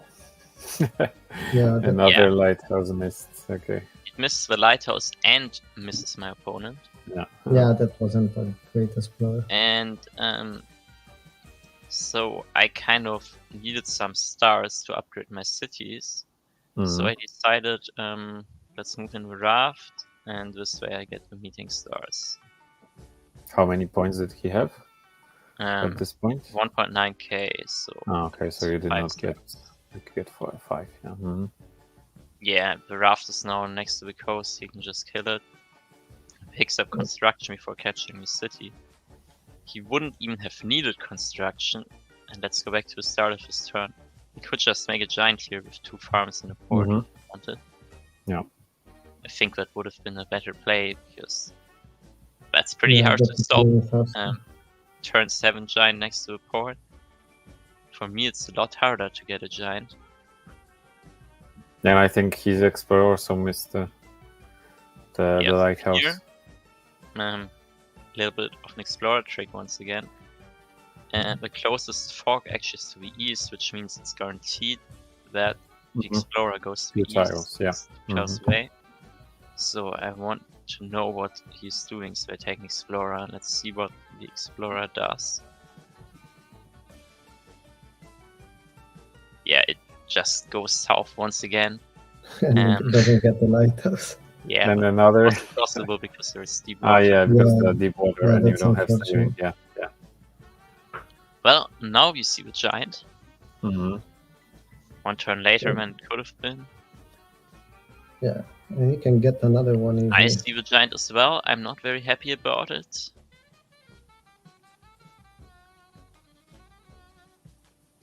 Yeah. And he goes after this village. Yeah, border expansion is coming. Yeah. Why did they get that border? To get water access because so his spawn is okay. but he has just one city with water access. I like And, we could Yeah, also I meant base why it out. why did he get that farm? Why did he bar there? He could have placed a windmill instead of burning the. Oh, okay. Mm-hmm. Wait, let's look again what he did.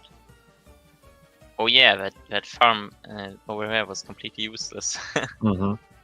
Yeah, it's just 5 Maybe stars he for thought no reason. originally about placing the Park of Fortune in Mhm. Vamo to make another giant. But when he decides against it, I don't know. Wait, I don't have this many stars, right? Let's fix that really quick.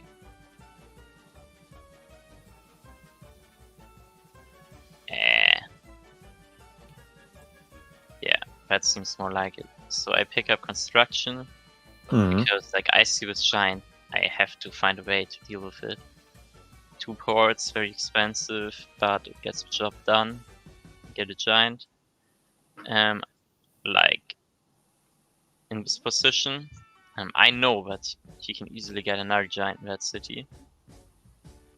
I was actually surprised that he didn't get another one in turn 9. Mm-hmm. So yeah, I'm thinking about water is probably lost because he has a Juggernaut here. He easily gets another one here. Yeah, let's see how it plays out. Yeah, it's pretty Here's rough to the lose the water second on giant. this map. And the Yeah, third now it giant, gets out. This turn and gets he lands the Juggernaut right next to the city.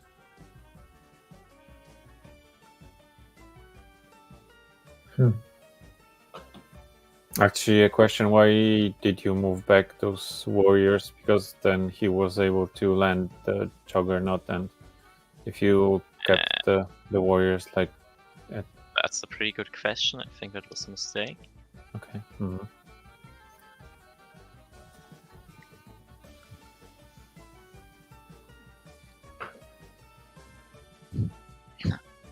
Yeah, I didn't really pay attention that he had this one way to land on my continent. Okay. So now, I was thinking about, okay, how expensive is it for me to pop a giant in the city? Mm-hmm. What do I need? I need a windmill here, a farm, I think, and then maybe burn one forest or something like that, and make another farm with population growth. But I come to a conclusion that I can afford 2 riders. And I also move my warriors in a way that it maybe scares him into thinking that I can pull off a Houdini. Mm-hmm. Okay. He gets stars from a ruin. Wait, no, was it stars? Yeah, stars. Mm-hmm. And in fact, like, he's lacking vision. He sees his rider, and he doesn't really know what I have over here. So I think he was actually scared that I might pull off a Houdini here. Yeah. Yeah, but with those 2 rafts, I think you know, he could get a like sailing and kill at least one of your warriors too. I would assume that he was afraid of throwing the game, I guess. Like, this explorer, I don't get it. Why would you do that? Yeah, that's. Yeah. Like, you have only one possible tile where the explorer can go to. Mm-hmm. It doesn't have sailing, so maybe a misclick. But... Yeah. Maybe it was a misclick. Okay. Mm-hmm. So my turn here.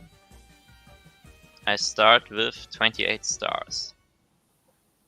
I'm thinking, okay, how do I get out of this situation? My opponent has more giants. I've lost water.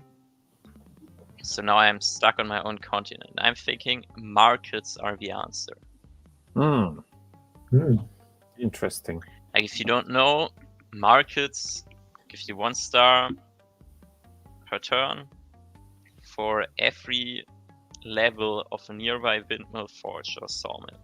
In ZEBASI's case, well, windmills are the interesting ones. Mhm. So in order to increase the odds for a trade ruin, I pick up roads before taking a ruin. I end up getting stars. Now I'm at 29 stars.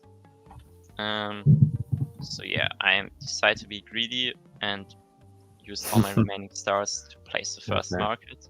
Plus Uh-huh. 3 stars per turn, I mean. Gotta start somewhere. Yeah. Yeah, ZEBASI is one of the type that gets high markets pretty early because you often want to go for either roads. So, and it's also a T0 type, so you have the economy for that. Yeah, but in anyways, markets are really unusual in those very competitive games because it's Because it's a tag they're very that's like expensive. very rarely is visible on the map. Yeah, and another reason for that also is that, well, we are playing live games here. Mm-hmm.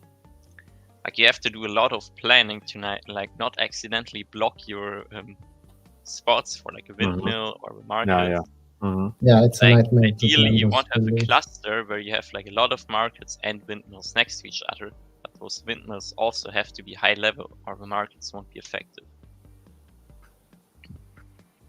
The idea behind markets with windmills is basically, so you're getting giants because you're leveling up a windmill, and then you're also getting money because you're building markets next to it.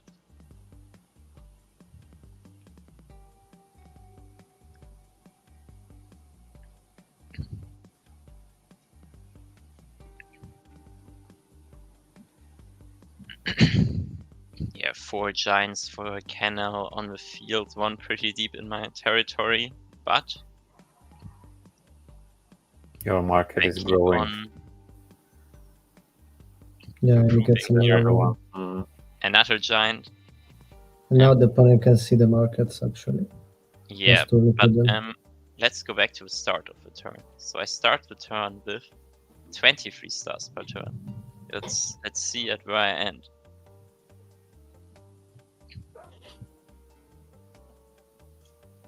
Okay, 28, 9, 31, 32, 33. Like, it's kind of crazy. Wow, yeah. It's crazy. Going from 23 stars to 33 stars per turn and also get a giant on top of that. Yeah, good job, Meisterlapme. Here I leave the city open once again. I think I'm teasing that I could Houdini that giant. Okay. Yeah, he gets sailing. Moves onto the ocean ruin. Yeah, maybe he was hoping for starfish and set up some bombers. He once again did not siege me here, and this is very nice for me because this allows me to spend my stars on hunting and archery. Because like I see all those giants and they're about to land on my continent. Like I need something that works against them, so I go for archery. Yeah, but with him having sailing already, I don't really understand why he did not siege you. Because he could have killed the warriors. He could have killed any warrior or rider. I don't know. Being he was too cautious. Population ruin. And also those giants in the north actually doing nothing, like just Yeah, I don't know. I guess bathing in this lake. I don't know. It's like, why would you send those giants away actually from the action? Attack Meister from the back of the map. With 7 stars left and his capital is 3 out of 5 pop. I think he definitely should place a windmill here to make another giant. But yeah, I now have my archers and I'm just killing this giant that's sitting inside my base, finally. And now I can actually place more markets here because the giant is no longer occupying the spots. Yeah, wow. Yeah. Ramos. Yeah, my Juggernaut is dying fast. Yeah, but anyways, he gave you so much time to prepare. Yeah, okay. For Let's look at this again. This was a bit embarrassing. let's look at my tech tree and what I don't have. Sailing. So I was thinking, yo, he gave me so much splash value here, I want to kill that rammer and splash all his units. Let's see what happens. Yeah. Yeah, no splash. Yeah. Okay. Yeah, you did good, but with the markets, but with this one, you Yeah, funny with miss, 48 yeah. stars in the back, the pocket away. Yeah. But like besides that, you're seeing quite well now how you can use the land units against naval units. Yeah. Like I just took out that rammer there before taking any damage. Now another scout is down. Up there, another scout is going down. At this And point, now you I take, can also yeah, take border border grove. grove. Yeah, I nice. think the idea is, I get so much income at this point. Like I'm thinking, if I take population growth here, like first of all, I have less opportunities to build a port, and second of all, it gives me more options to make more giants.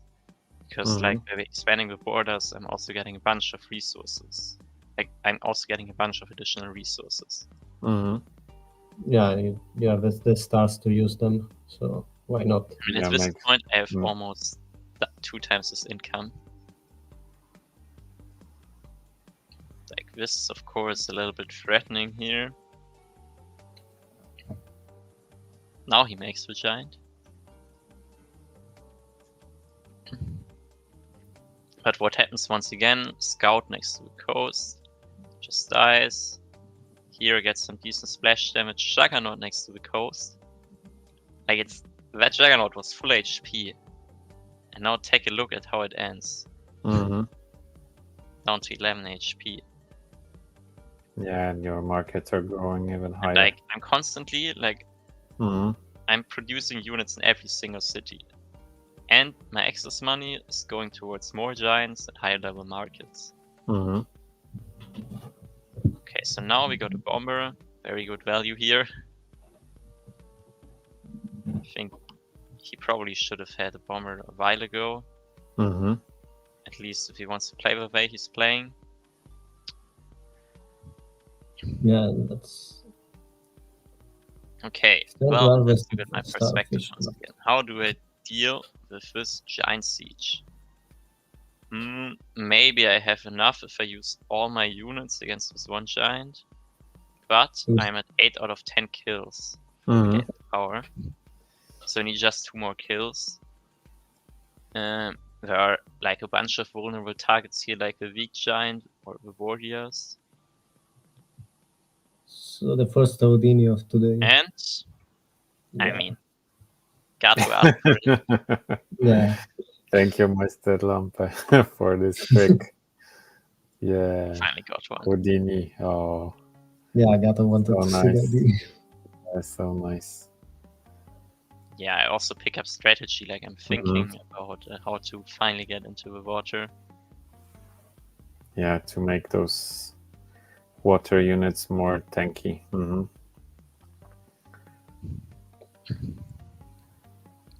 Yeah, it's still going to be difficult. And right here, I think this was quite nice. So if you take a look at this bomber, yeah, a little bit of a trick. Road in the Juggernaut, place a port next to it. And it takes splash damage. Yeah. And yeah, at this point I can make so many units. Kills a giant here. And I'm not sure if he can kill this giant. He's busy keeping the defender out of the ocean. But now, the Juggernaut is left at 13 HP. And this time, I can't make the same mistake again. Because, well, there's no deep water involved. Yeah. And yeah, the Juggernaut just kills this. And now, yeah, I place another port to road in another Juggernaut. His navy is basically completely clear. Yeah. That this giant that we see, is it his only giant that is left, or? And what I also do here is, like now I got a bunch of units in the water. And in order to make them tankier, like I have Yeah. so much money. I have how many stars left? 54. Yeah, I buy ramming for 14 and aquatism for 19, which gives me a defense boost in water. Like he plays on for a while. That's when he attacks that's me, his only giant. Yeah. but he notices there's like no way to kill this, and at this point he lost control and gave up. Yeah. Like, good job. Realistically, I'm making 58 stars per turn. He's making 28. Yeah, Even though there's he has just no way to come back from that.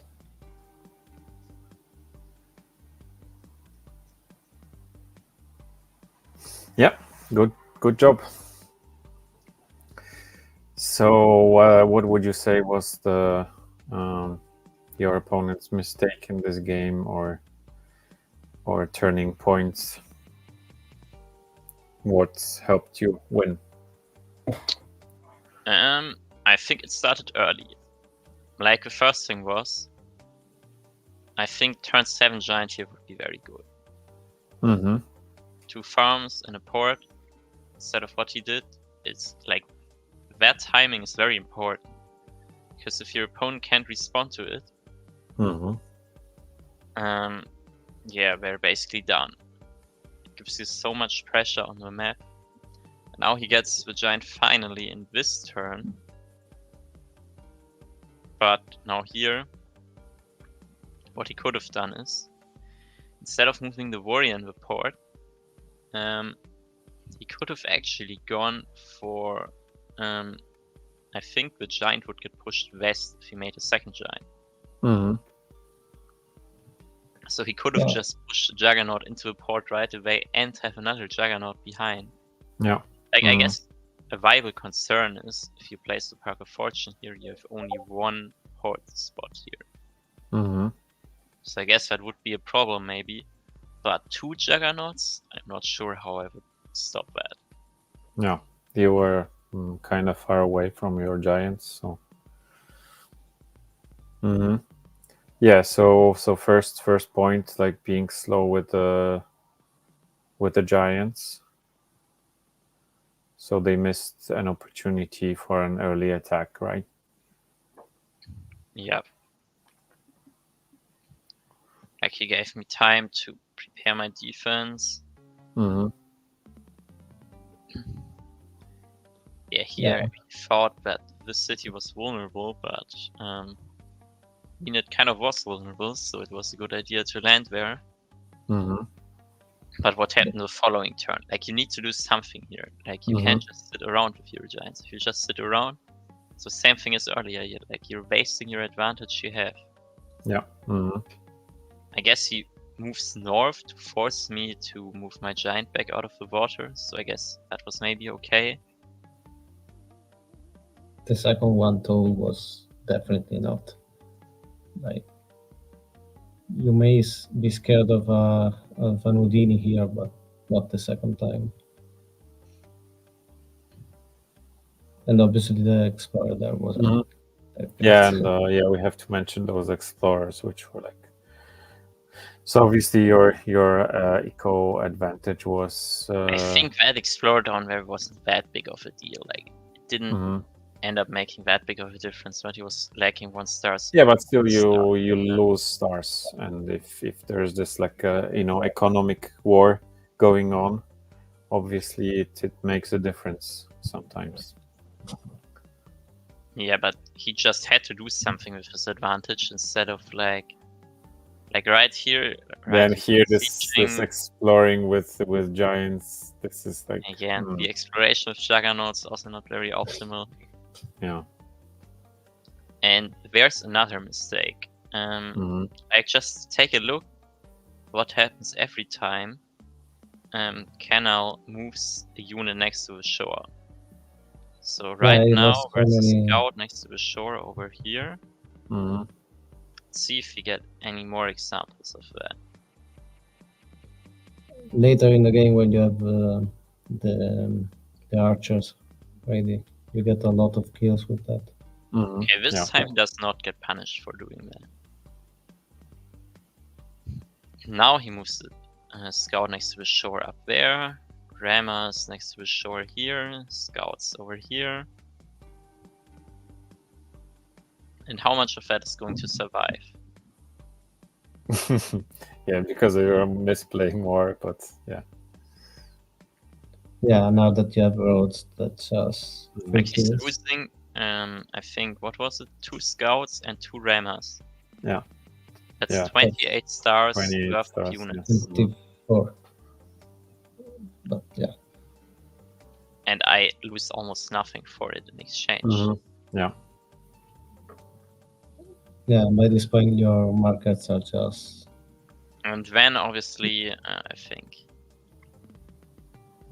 yeah, let's look at what happened here, right? The siege. After this happened, the game probably was kind of over. Yeah, that was the last option for him.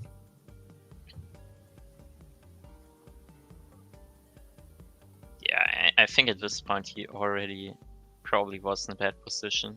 Because I can just, like, he can't really capture Red City. I can just pop a giant if I want to. But he has to do something, or else I just win because I have markets and he doesn't. Yeah.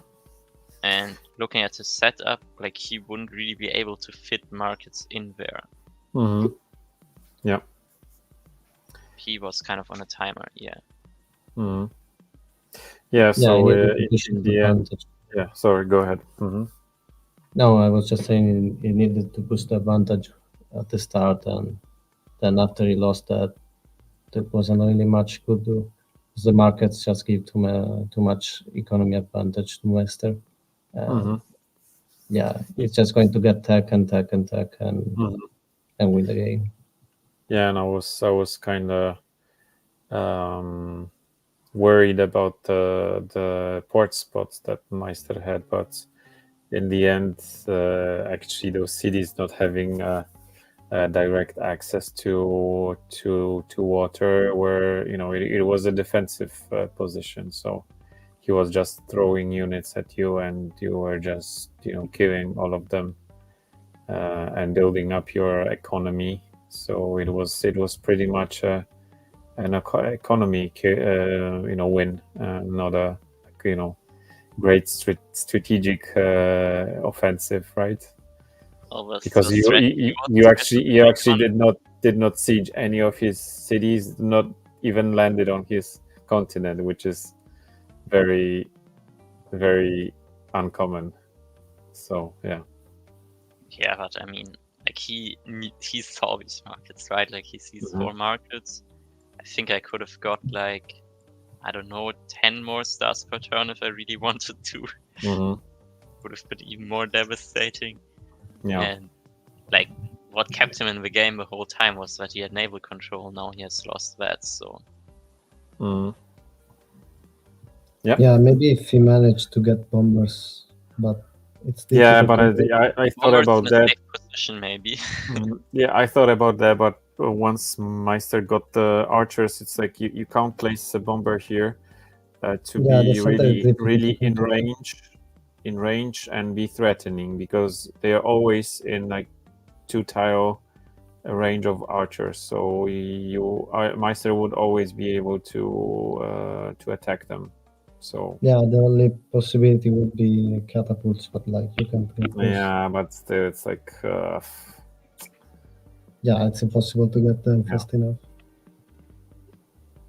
Yeah, I think they missed their chances. So, for example, if they landed those 3 giants that went north, at some point, I think even with markets, you would have been in a kind of danger, because then if you even popped a giant, then he could kill it.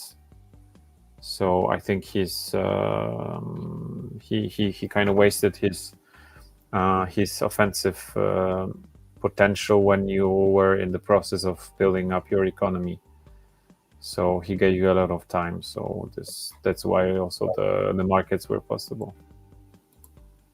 Yep, I agree. Like, this game also very well shows like why naval units are not that good when you can also use land units.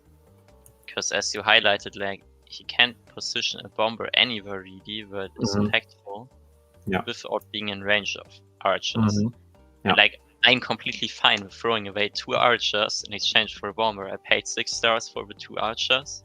Yeah, He and they paid 17 at stars least. plus the unit cost for the bomber. Yeah.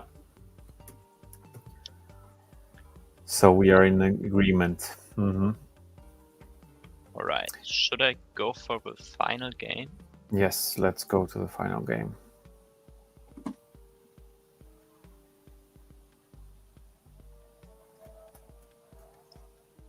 What map is this? We have continents once again. Continents again. This time with a river where you can build bridges once again, but not that many. Yeah. One spot here, one over here. I don't think there are any other possibilities. 2 spots. Yeah. And also one continent is... Here, but that's just with... That's not between the 2 continents. Yeah. And I was saying one continent has 2 more cities than the other, so be interesting to see that. And also the water access is a bit difficult in this eastern continent. Yeah. So who's playing? We got Canal in orange against Boris in turquoise. Okay. Let's go. Yeah, a lot of farms for Boris and a lighthouse spawn, but that's really Canal nice. does not have that many resources.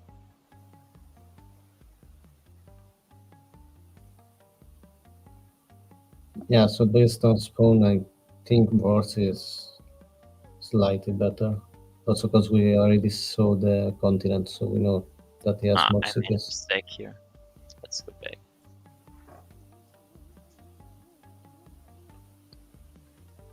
So the opponent goes for economy. Fine. He's actually taking an explorer in his city too. Which is really aggressive, but may pay off. Yeah, and he doesn't even have fishing yet. Yeah, So that's it's very very aggressive, risky, and it doesn't really end up paying out. And the opponent finds a ruin next to the lighthouse, which is nice. And wait, did you just place support on the fish? Let's look at it I think again. Did he place support on the fish?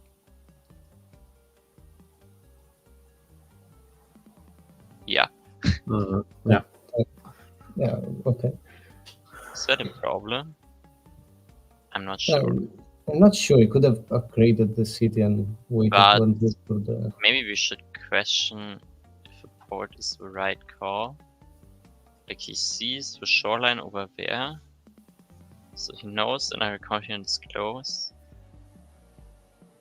Yeah, I mean, I'm not sure I really like that, but that's a And like, choice to as you get on said, the water he's also faster. sacrificing the fish. And there is also this, saying that whoever gets first on water is usually the winner. So I guess they are rushing, sailing and water domination. We saw a bunch of ZEBASI continent games so far, and like I think in all the games we saw, it was better to not go on the water at all. Really. Yeah, because you need to actually support your units on the water. You need the stars to get there. So. Yeah. Yeah, Boris is taking riding here because he sees those shoreline indicators indicating that there's another continent nearby. In fact, he sees 2 spots where he can build a bridge eventually. So yeah, it goes for riders, which is Star Ruin. Oh, that's nice. And he also picks up sailing now and goes for a scout. Doesn't go on the starfish. It should have cost him basically nothing. I think he did not see the starfish yet. Or has he? Yeah, no, he had vision on the starfish. Okay. My bad. Boris gets roads and fishing. Probably considering another explorer. Now Canal uses his naval advantage to deny wars the city. So he decides to deny the city over a ruin. Yeah, I guess it's okay. I'm not sure what I would deny. I guess. Yeah, it's a tough decision. I mean, for denying sure. the city is definitely good. I think he doesn't I will want go to give for a Boris city. an opportunity to place a port there. But at the same time, like, a ruin can give a big boost immediately. And he takes construction, organization, and a pop ruin from the other one. Yeah, and Boris gets a giant, I guess. Yeah, we gotta expect him to go for a giant here. What did he get from the ruin, actually? I didn't see. One gave organization, the other gave nomadic tribe. Oh, nice. Yeah, also pop ruin for Canal here. Now he decides to deny this city down here instead of that one up there. Not sure about that. I think the center city is more important. Yeah, it's very central. I guess he wanted a vision if you go back. Didn't really have any vision down here. Maybe he saw it to fish and was scared the city had good resources. We can just speculate here, really. But this is nice for wars. He takes an explorer here, meets Canal, gets some decent vision. Really nice explorer. And he builds a bridge. Now, what happened here? Oh, yeah. The bridge connects to the port, and yeah, it's a special case here where that's possible. It's similar to connecting through cities, but I think it won't be possible for long anymore. It's getting removed in the upcoming patch, I think. Did Michiwan remove that too? I mean, I know he removed the connection through cities, but I didn't think he removed that. This is caused by the same bug, if you want to call it a bug. Because the connection from a bridge to a port also only works if the bridge is closer to the northwestern edge than the port is. If the bridge was over here, it would not connect to this port.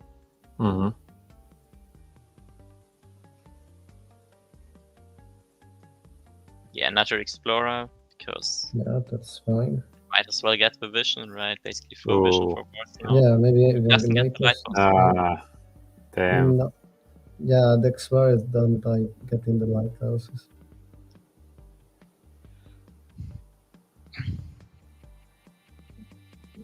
Yeah, first shine for Canal. Like, this just feels so bad. He places the windmill on top of the farm, and then the Park of Fortune on top of the farm. Yeah, that's a waste. Yeah. And the first siege for Boris. And look at what Canal has. Just a 7 and a 6 HP. Yeah, I can't siege there. Yeah, and that was only possible because... Let's look at what Boris did. Yeah, he rode it in his rider to hit that warrior in the back. Yeah, nice play. Yeah, and by the way... Canal notices, oh, actually I can't kill. By the way, if he placed the actual Park of Fortune on that city, it would have popped a giant to siege. I mean, yeah, you're right. If you placed the Park of Fortune here, you could have made a giant with construction. I guess he didn't really see that he was vulnerable there. Did he see the bridge? Yeah, he saw the bridge. Okay. Yeah, so this was kind of being, careless. He was warrior in the back, like he purposely moved it back to be out of range, I think. But Boris just places a bunch of roads to reach it. Yeah, 2 extra roads. Yeah, that was an expensive siege for Boris, but it's going to stick, so... Climbing ruin. Climbing, definitely not something we want right now. Aquaculture before taking the city.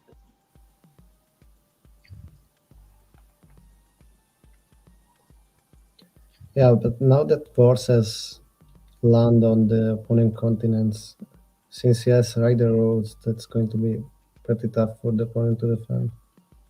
He also gets he also has 6 cities now, which means he can get the Grand Bazaar.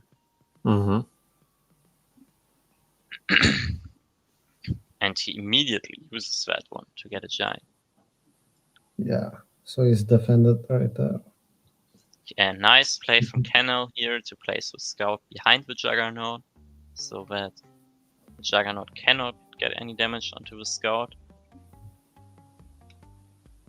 But Boris will probably get the city in the southwest. Well, I mean, Kennel got a lot of units nearby. Let's see. Yeah, he could defend it with enough rammers. He isn't going for it. Okay. Yeah. Yeah, Now that giant Kennel is just completely nukes Boris's navy.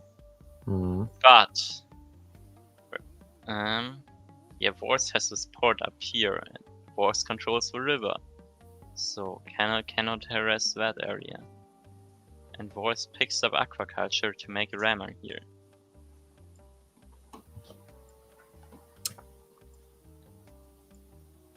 Okay, Now they land Kennel the makes a giant. move for that neutral I'm not city. sure if fitting the rammer with the scout was.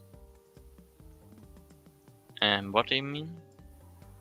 Oh, I mean, when he hit the rammer with the scout, like, that's just going to die.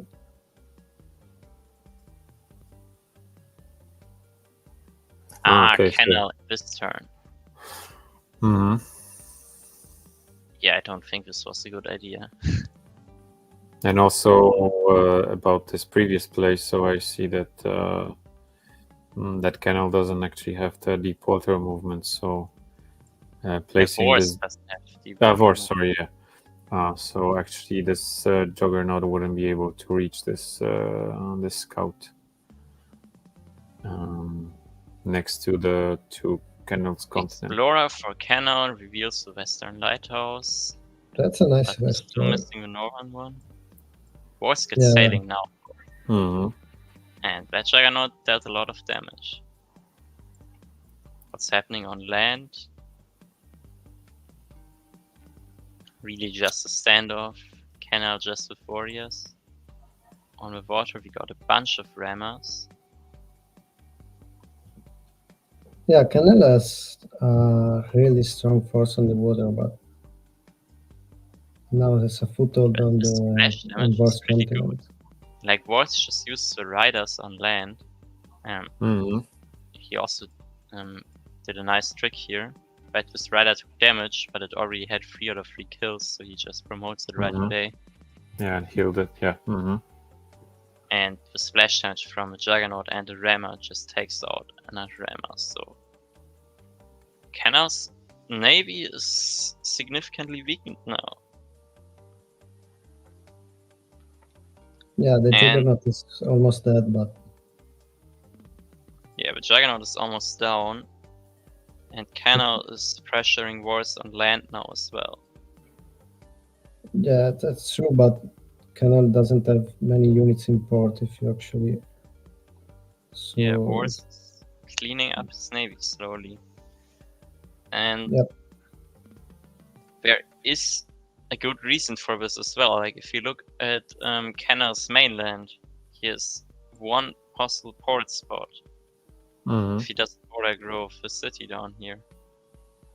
Like he just doesn't have any more opportunities to put units into the water. So effectively I think he's just producing from this city down here and this one up here. That's all his naval force. Meanwhile, Boris uses the port up here and 2 ports here. I guess he just produces from this city and then whatever he feels like from the other cities.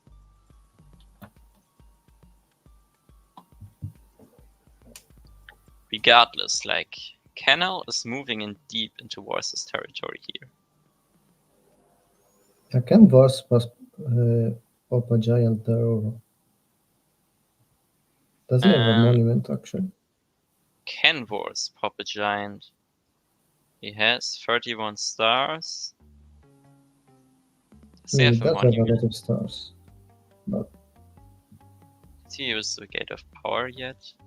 I don't see the gate of... Maybe on this... No, use the network monument there. Oh, you should still have the Gate of Power. He could Yeah. definitely Houdini this giant if. But can know he doesn't. surround the giant? Oh no, he think has climbing, so no, yeah, not possible. Yeah, Ah, yeah, right. He would need climbing and Mhm. construction. That's too expensive. Yeah. Like with construction, you can place a windmill here, but when he only has 4 stars left. Hmm.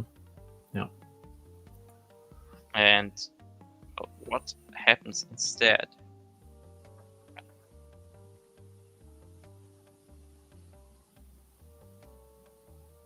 Here, Boris doesn't unsiege the city at all and picks up hunting.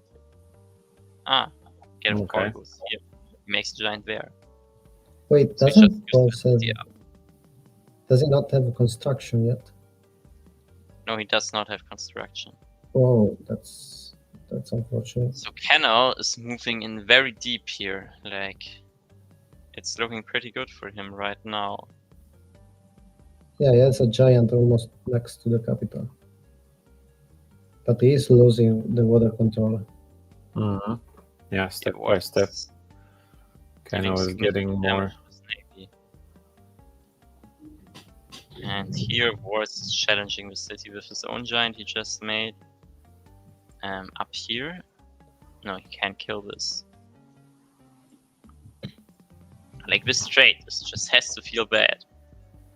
Hmm. Yeah, And like his naval force is just slowly dying. yeah, that veteran on Now his Hammer. forts are getting harassed. The other giant is almost dead too.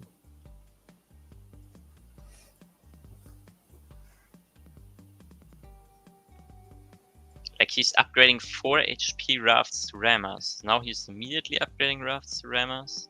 Hmm. It's not looking good. Yeah, and can he unsiege that city? Boris is just killing so much stuff here. Boris decides to land the Yeah, scout. sieging. Hmm. Yeah, I think he's losing both cities there. Does an 11 HP giant kill a 13 HP? Let's Doubt it. ask Poly Calculator. Probably not, otherwise I think he would have done it. Okay, I'll ask. So we are. Well, Boris Right. picks up construction before taking back these cities. Yeah, makes sense. That's He loses this one in exchange, but gets 2 cities for 1. I think that's not a bad trade. And his opponent also lost naval control. So what were the numbers? Giants Wait, attacking giant. Attacking giant was 13. Giant was 11 and the other one was 13. So attacking was 11. Yeah. Yep. Yeah, and then I highly doubt it can kill it, but still a lot of damage for sure. So the 13 HP giant stays with 1. Yeah. Ooh, So if you are that's close. unsure whether you kill your opponent, go to Poly Calculator and it will tell you everything. Okay, so now we got the answer. That's closer than I thought. Well, giants deal a lot of damage. Canal is going for another giant. Pretty expensive one, but I guess he can't do much else. Like we're really starting to see the problem. He only has 2 ports. Mm-hmm. And Yeah, Boris is that's just it. sitting on the ports.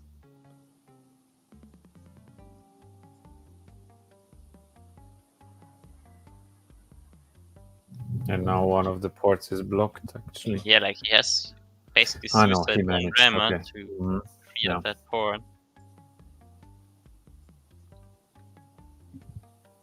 Boris goes for And he border gets even control. more. Mhm. Not Where place we had this control. bridge, there's a little bit of a standoff. So Boris uses his giants in defense.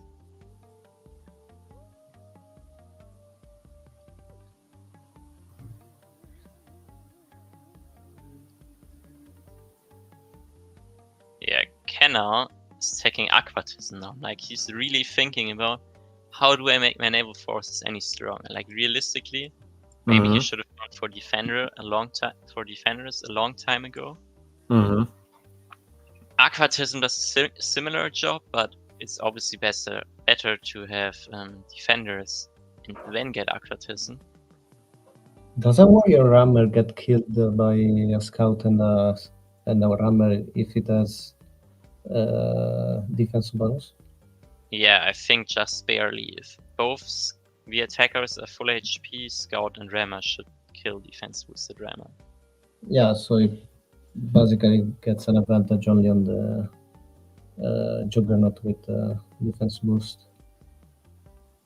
So the only interaction where this defense boost actually matters is if forces units are weak, or if forces attacking with juggernaut. So it doesn't actually do as much as it maybe seems like. Yeah, defenders would have been better, but they are more costly. And now Boris just sieges the city.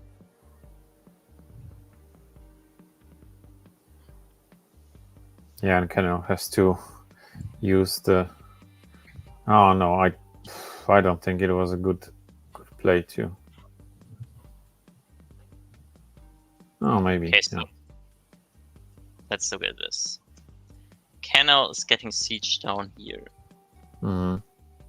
So what Kenna ends up doing is unsieging with a full HP rammer. That means the rammer can. He doesn't have sparks, much he can choice train there, units. unfortunately.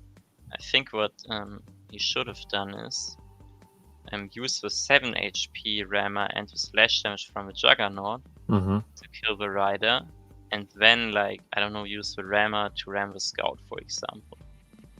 Would be a better trade, I would say. Or the raft. Like, he's going very aggressively with this.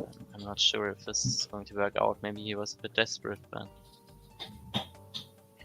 Yeah, at this point it's really difficult. Can Boris actually siege the?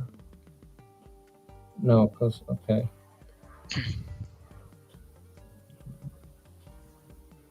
like, once again, Kenna's back sieging that city with Juggernaut. But the problem is, now that the Juggernaut is out of the water, yeah, versus Navy, like, it basically doesn't exist anymore. He gets archery, which maybe would have been useful if he had that a long time ago once again, because the archers can help hit the Navy. But here, Boris probably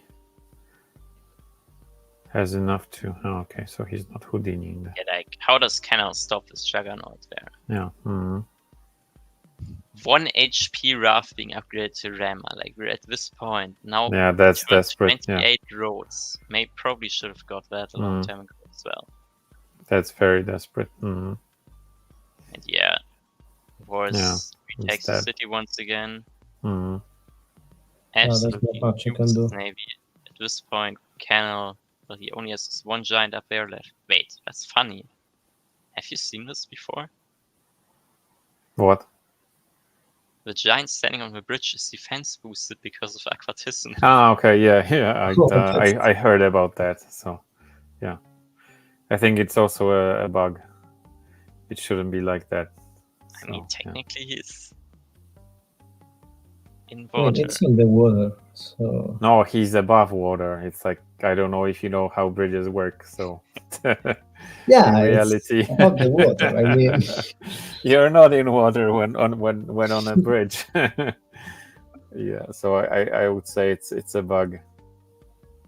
And the same thing, I don't know if you know that all those airborne units like dragons and what's the name of the Psyche? the Pai They Chi, get I think.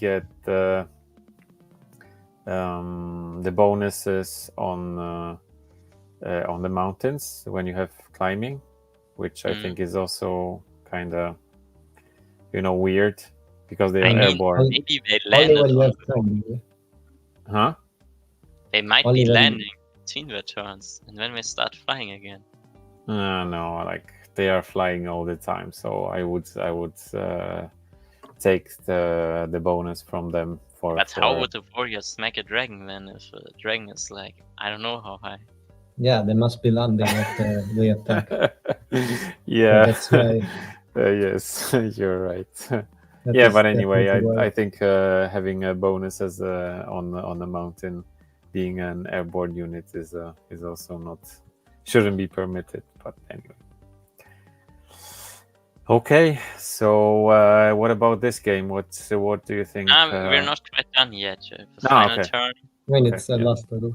Mhm. I Let's think see. we see a nice siege from Boris here, and yeah, Boris siege. just completely kills Kenner's navy, with the exception of his one rammer down here. But like now he's just down to one port, and yeah, he decides it's not winnable anymore. Yeah, that's fair. Yeah, at this point it's 7 cities versus 4. So okay, so your thoughts on this game? What went wrong for the turquoise player? Well, I think what I said before, he could have not lost the city on up north if Eddie placed the monument there. That was for sure a big misplay. And on the water side, I think it should have gone for something like defenders first,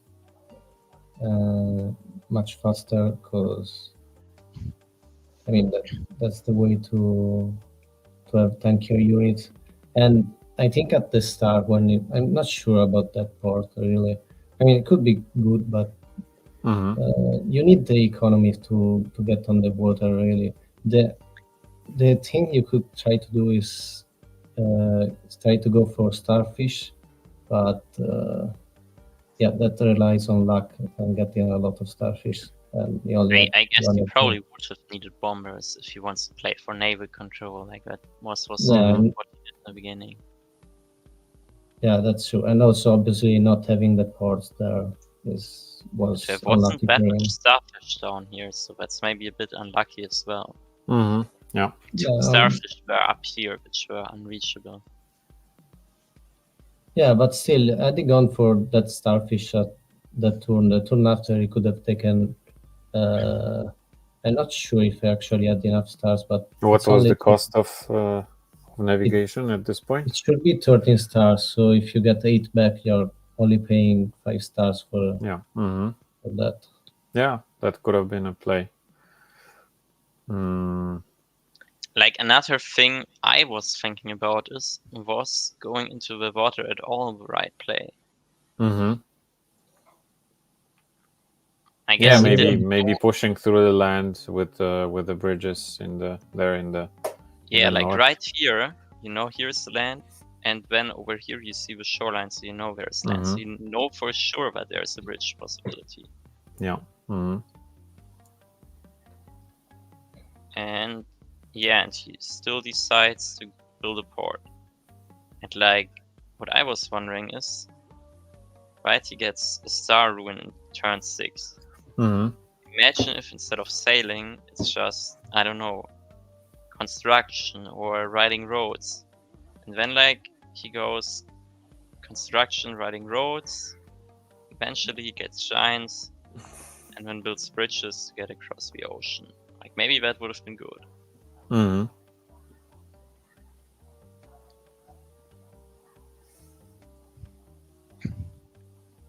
Yeah, so here definitely this one mistake where the turquoise thought that he's safe with those warriors around his city.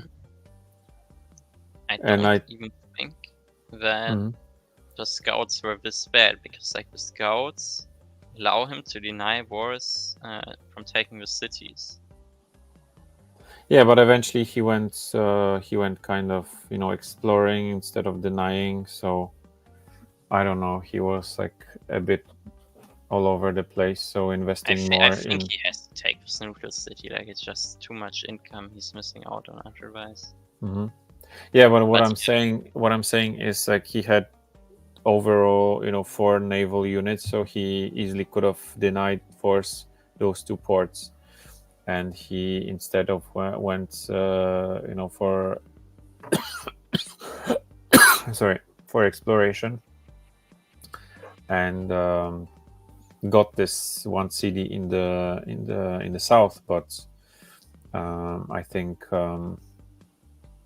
delaying I guess the scout is a little questionable, getting those ports by Vors was much more important, because otherwise it was just a bridge game for Vors.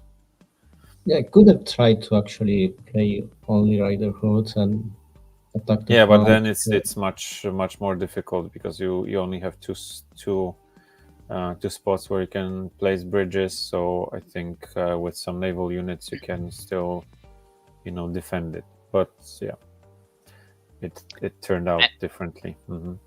I'm not sure if sending the scout down here was as bad as you label it, because it's pretty common that there are a decent amount of ocean ruins.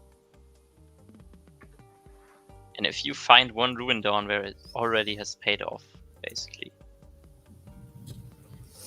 And maybe reveal a lot of starfish. So I don't think this was bad. Or that bad. Yeah, it was a gamble. I'm not saying it was bad, but me being in his shoes, I would have denied the ports. And then when I had 4 scouts around the ports protecting the villages, I would send more down there. So rather playing the long game instead of kind of moving around and actually giving Vors both of those villages. Yeah, I believe the main reason he went there was for the giant on his capital. Well, Vors didn't actually get to the city until very long, I think. But the problem was, Yukiso said it earlier. The giant could have also been up here, and it seems like Canal did not account at all for the possibility of Vors sieging the city, and then having... Could you switch to his vision? Can we see how? Yeah, I think he sees the bridge actually. I'm not sure. Do you want but to I see it think from it was. Boris' perspective? Yeah, only from Canal's perspective. Yeah, right now I'm watching from Canal's perspective. Oh, geez, Yeah, he could see the. How can you not account for that? It's like. Yeah, maybe he thought it didn't have enough, but. Maybe he didn't. He couldn't have accounted for this one rider hitting the warrior in the but in the still, back. if, but like, even if I don't know. It 6 HP warrior, then you're expecting to get siege again the turn after. Yeah. So it was very, very careless. Like I think this was actually where Boris won the game or got into a good position. Yeah, because then the teal had to fight on 2 fronts and sacrifice a lot to get the city back, right? Instead of building up his navy. So yeah. There's another critical thing. Wars wasn't 5 cities before. He couldn't really get the city down here because Canal kept on denying it with scouts. But by getting the city up here, he got a 6th city, which allows him to get Grand Bazaar. Yeah, smart move. Because now he gets this city, he needs 1 road to connect Lava as well to the road network. So that's also like a snowball effect that happened due to this. And yeah, obviously then Boris ended up using the Grand Bazaar to making a giant in that city. Yeah. I was actually quite surprised that he lost this city that he got from Turquoise, but anyway. I got distracted for a moment. Yeah, I lost this city, yeah. The one in northeast? Well, I think what ended up happening was that Canal sent like so many units up there and neglected water a little bit. Yeah. So that was my point. That because of that, Maybe we can really pay attention to that. If Canal kept on having max production inside the port, because if he didn't, that would be something critical to point out. Mhm.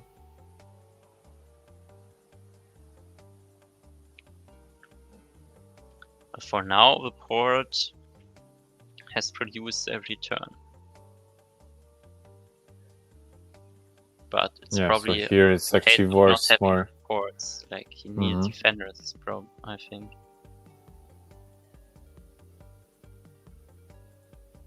Yeah. I don't think we can blame him for his port efficiency. Yeah, maybe also he should have considered this city in the east, border growing, and then he would have had 3 spots for ports. Yeah, but it's very expensive, no? Like, yeah, I know. It's like, I'm not saying it's an easy thing to do. I guess you could place one monument there, and then it's cheaper afterwards. Yeah, maybe with the killer monument, but yeah. Anyway, so here it's a lot of things happened, and it was quite a match. So it wasn't like a straightforward one mistake. Or well, the other option obviously would have been get archery and use archers to support your navy, because you only have they are cheap. Yeah. And the archers would also be a better way to deal with giant. Yeah, exactly. Any other thoughts about this game?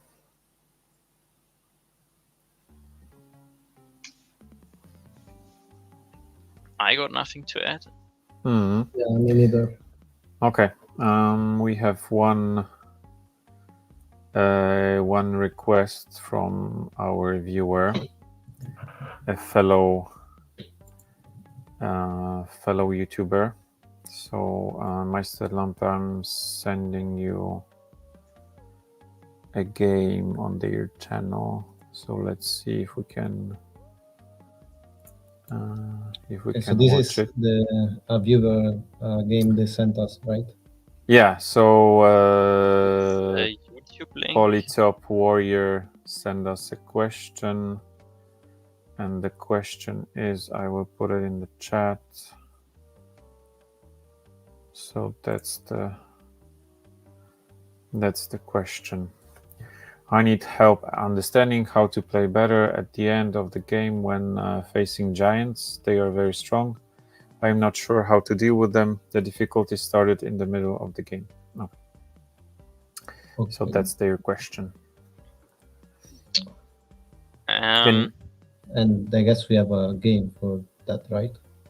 Yeah. So could you, Meisterlapme, could you switch, or like I can present my screen? I don't have a link for a game. Yeah. So I send you a link in this private chat. It's a YouTube link. Yeah, I know. It's like probably it's also a way to promote their it's a channel. video. Okay. Yeah, so it's not a game link. I know. We are happy to support fellow Polytopia channels. So I'm pretty sure it's the wrong link, because it just links me to a live stream we are doing right now. Ah, okay. Okay. So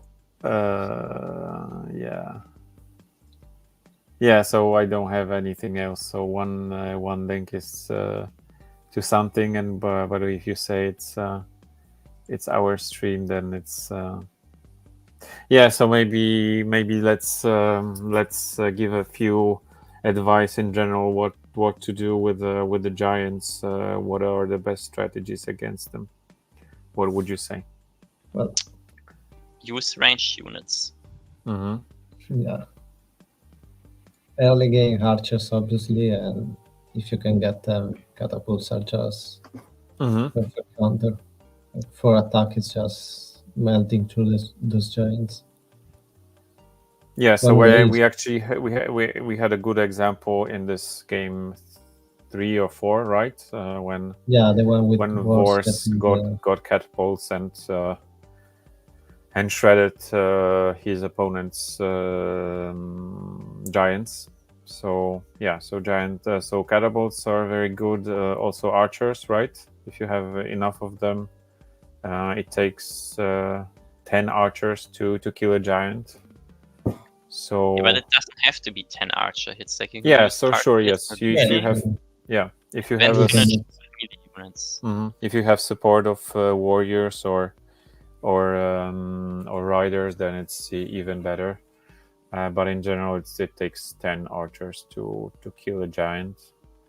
As you saw also in our stream, you can do a Houdini. That's a good strategy to get rid of a giant without any damage or almost any damage. Houdini can be game changing many times. Yeah. Mm-hmm. And in Maybe general, I have another example here. Not really. Okay, let me add you to not the, really a ZEBASI game, but yeah. This was a very crazy game. Yeah, so we see It Omagi. wasn't that early, but it's a good way. Like we're both not very developed, and like I'm like right now I have units that are very bad against giants. So which color are you? I am green. Okay. Like we both have a giant, and but he's marching with a giant towards my city. So if you have your own giant, what you can do to buy time is use your own giant to defend. And then there are archers. So basically you see a combination of both right here. Not the best micro from me, but that's okay. So basically now I'm like slowly chipping down this giant with archers. Like he has 2 giants here, I have 1.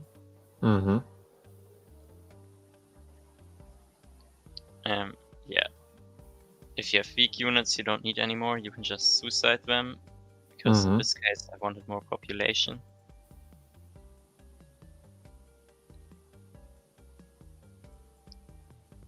And like this is also a common situation you face. Okay, your opponent got a knight, and because you went for like a ton of archers. Yeah, so I think in this turn I still take a risk, thinking that he doesn't have enough to reach me.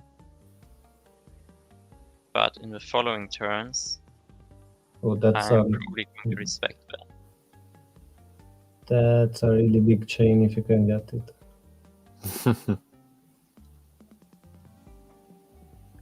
Yeah. But as you can see, like now both the giants are pretty weak, and I think they both die in the first one in 3 and the other one in 5 or 6 hits, I believe. Yeah, if he could destroy his port and put a bridge there. He doesn't have roads yet at this point. Okay. That's mainly why I'm playing like this. Okay. Yeah, but the general rule about giants, it's you should get more giants than your opponent, and then you win. But obviously, it's not always working. Yeah, but yeah, get more giants than your opponent. Yeah, get more giants or get range units. Range units are like basically always good to have.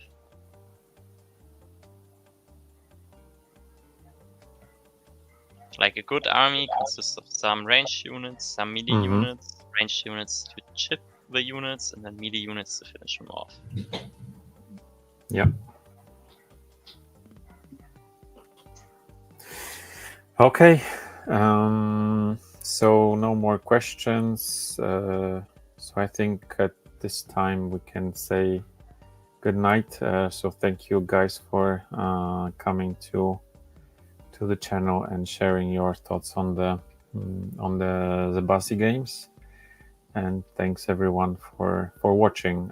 So stay tuned. Like I said, on Thursday we have a big and reveal. So Aquarian rework will be released, and we'll also probably have a live stream with some special guests. So yeah, it's like join us really, because it will be big.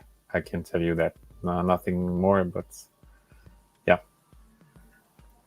So thanks again, Meisterlapme and Yukiso, and we'll see you in probably sometime in the future.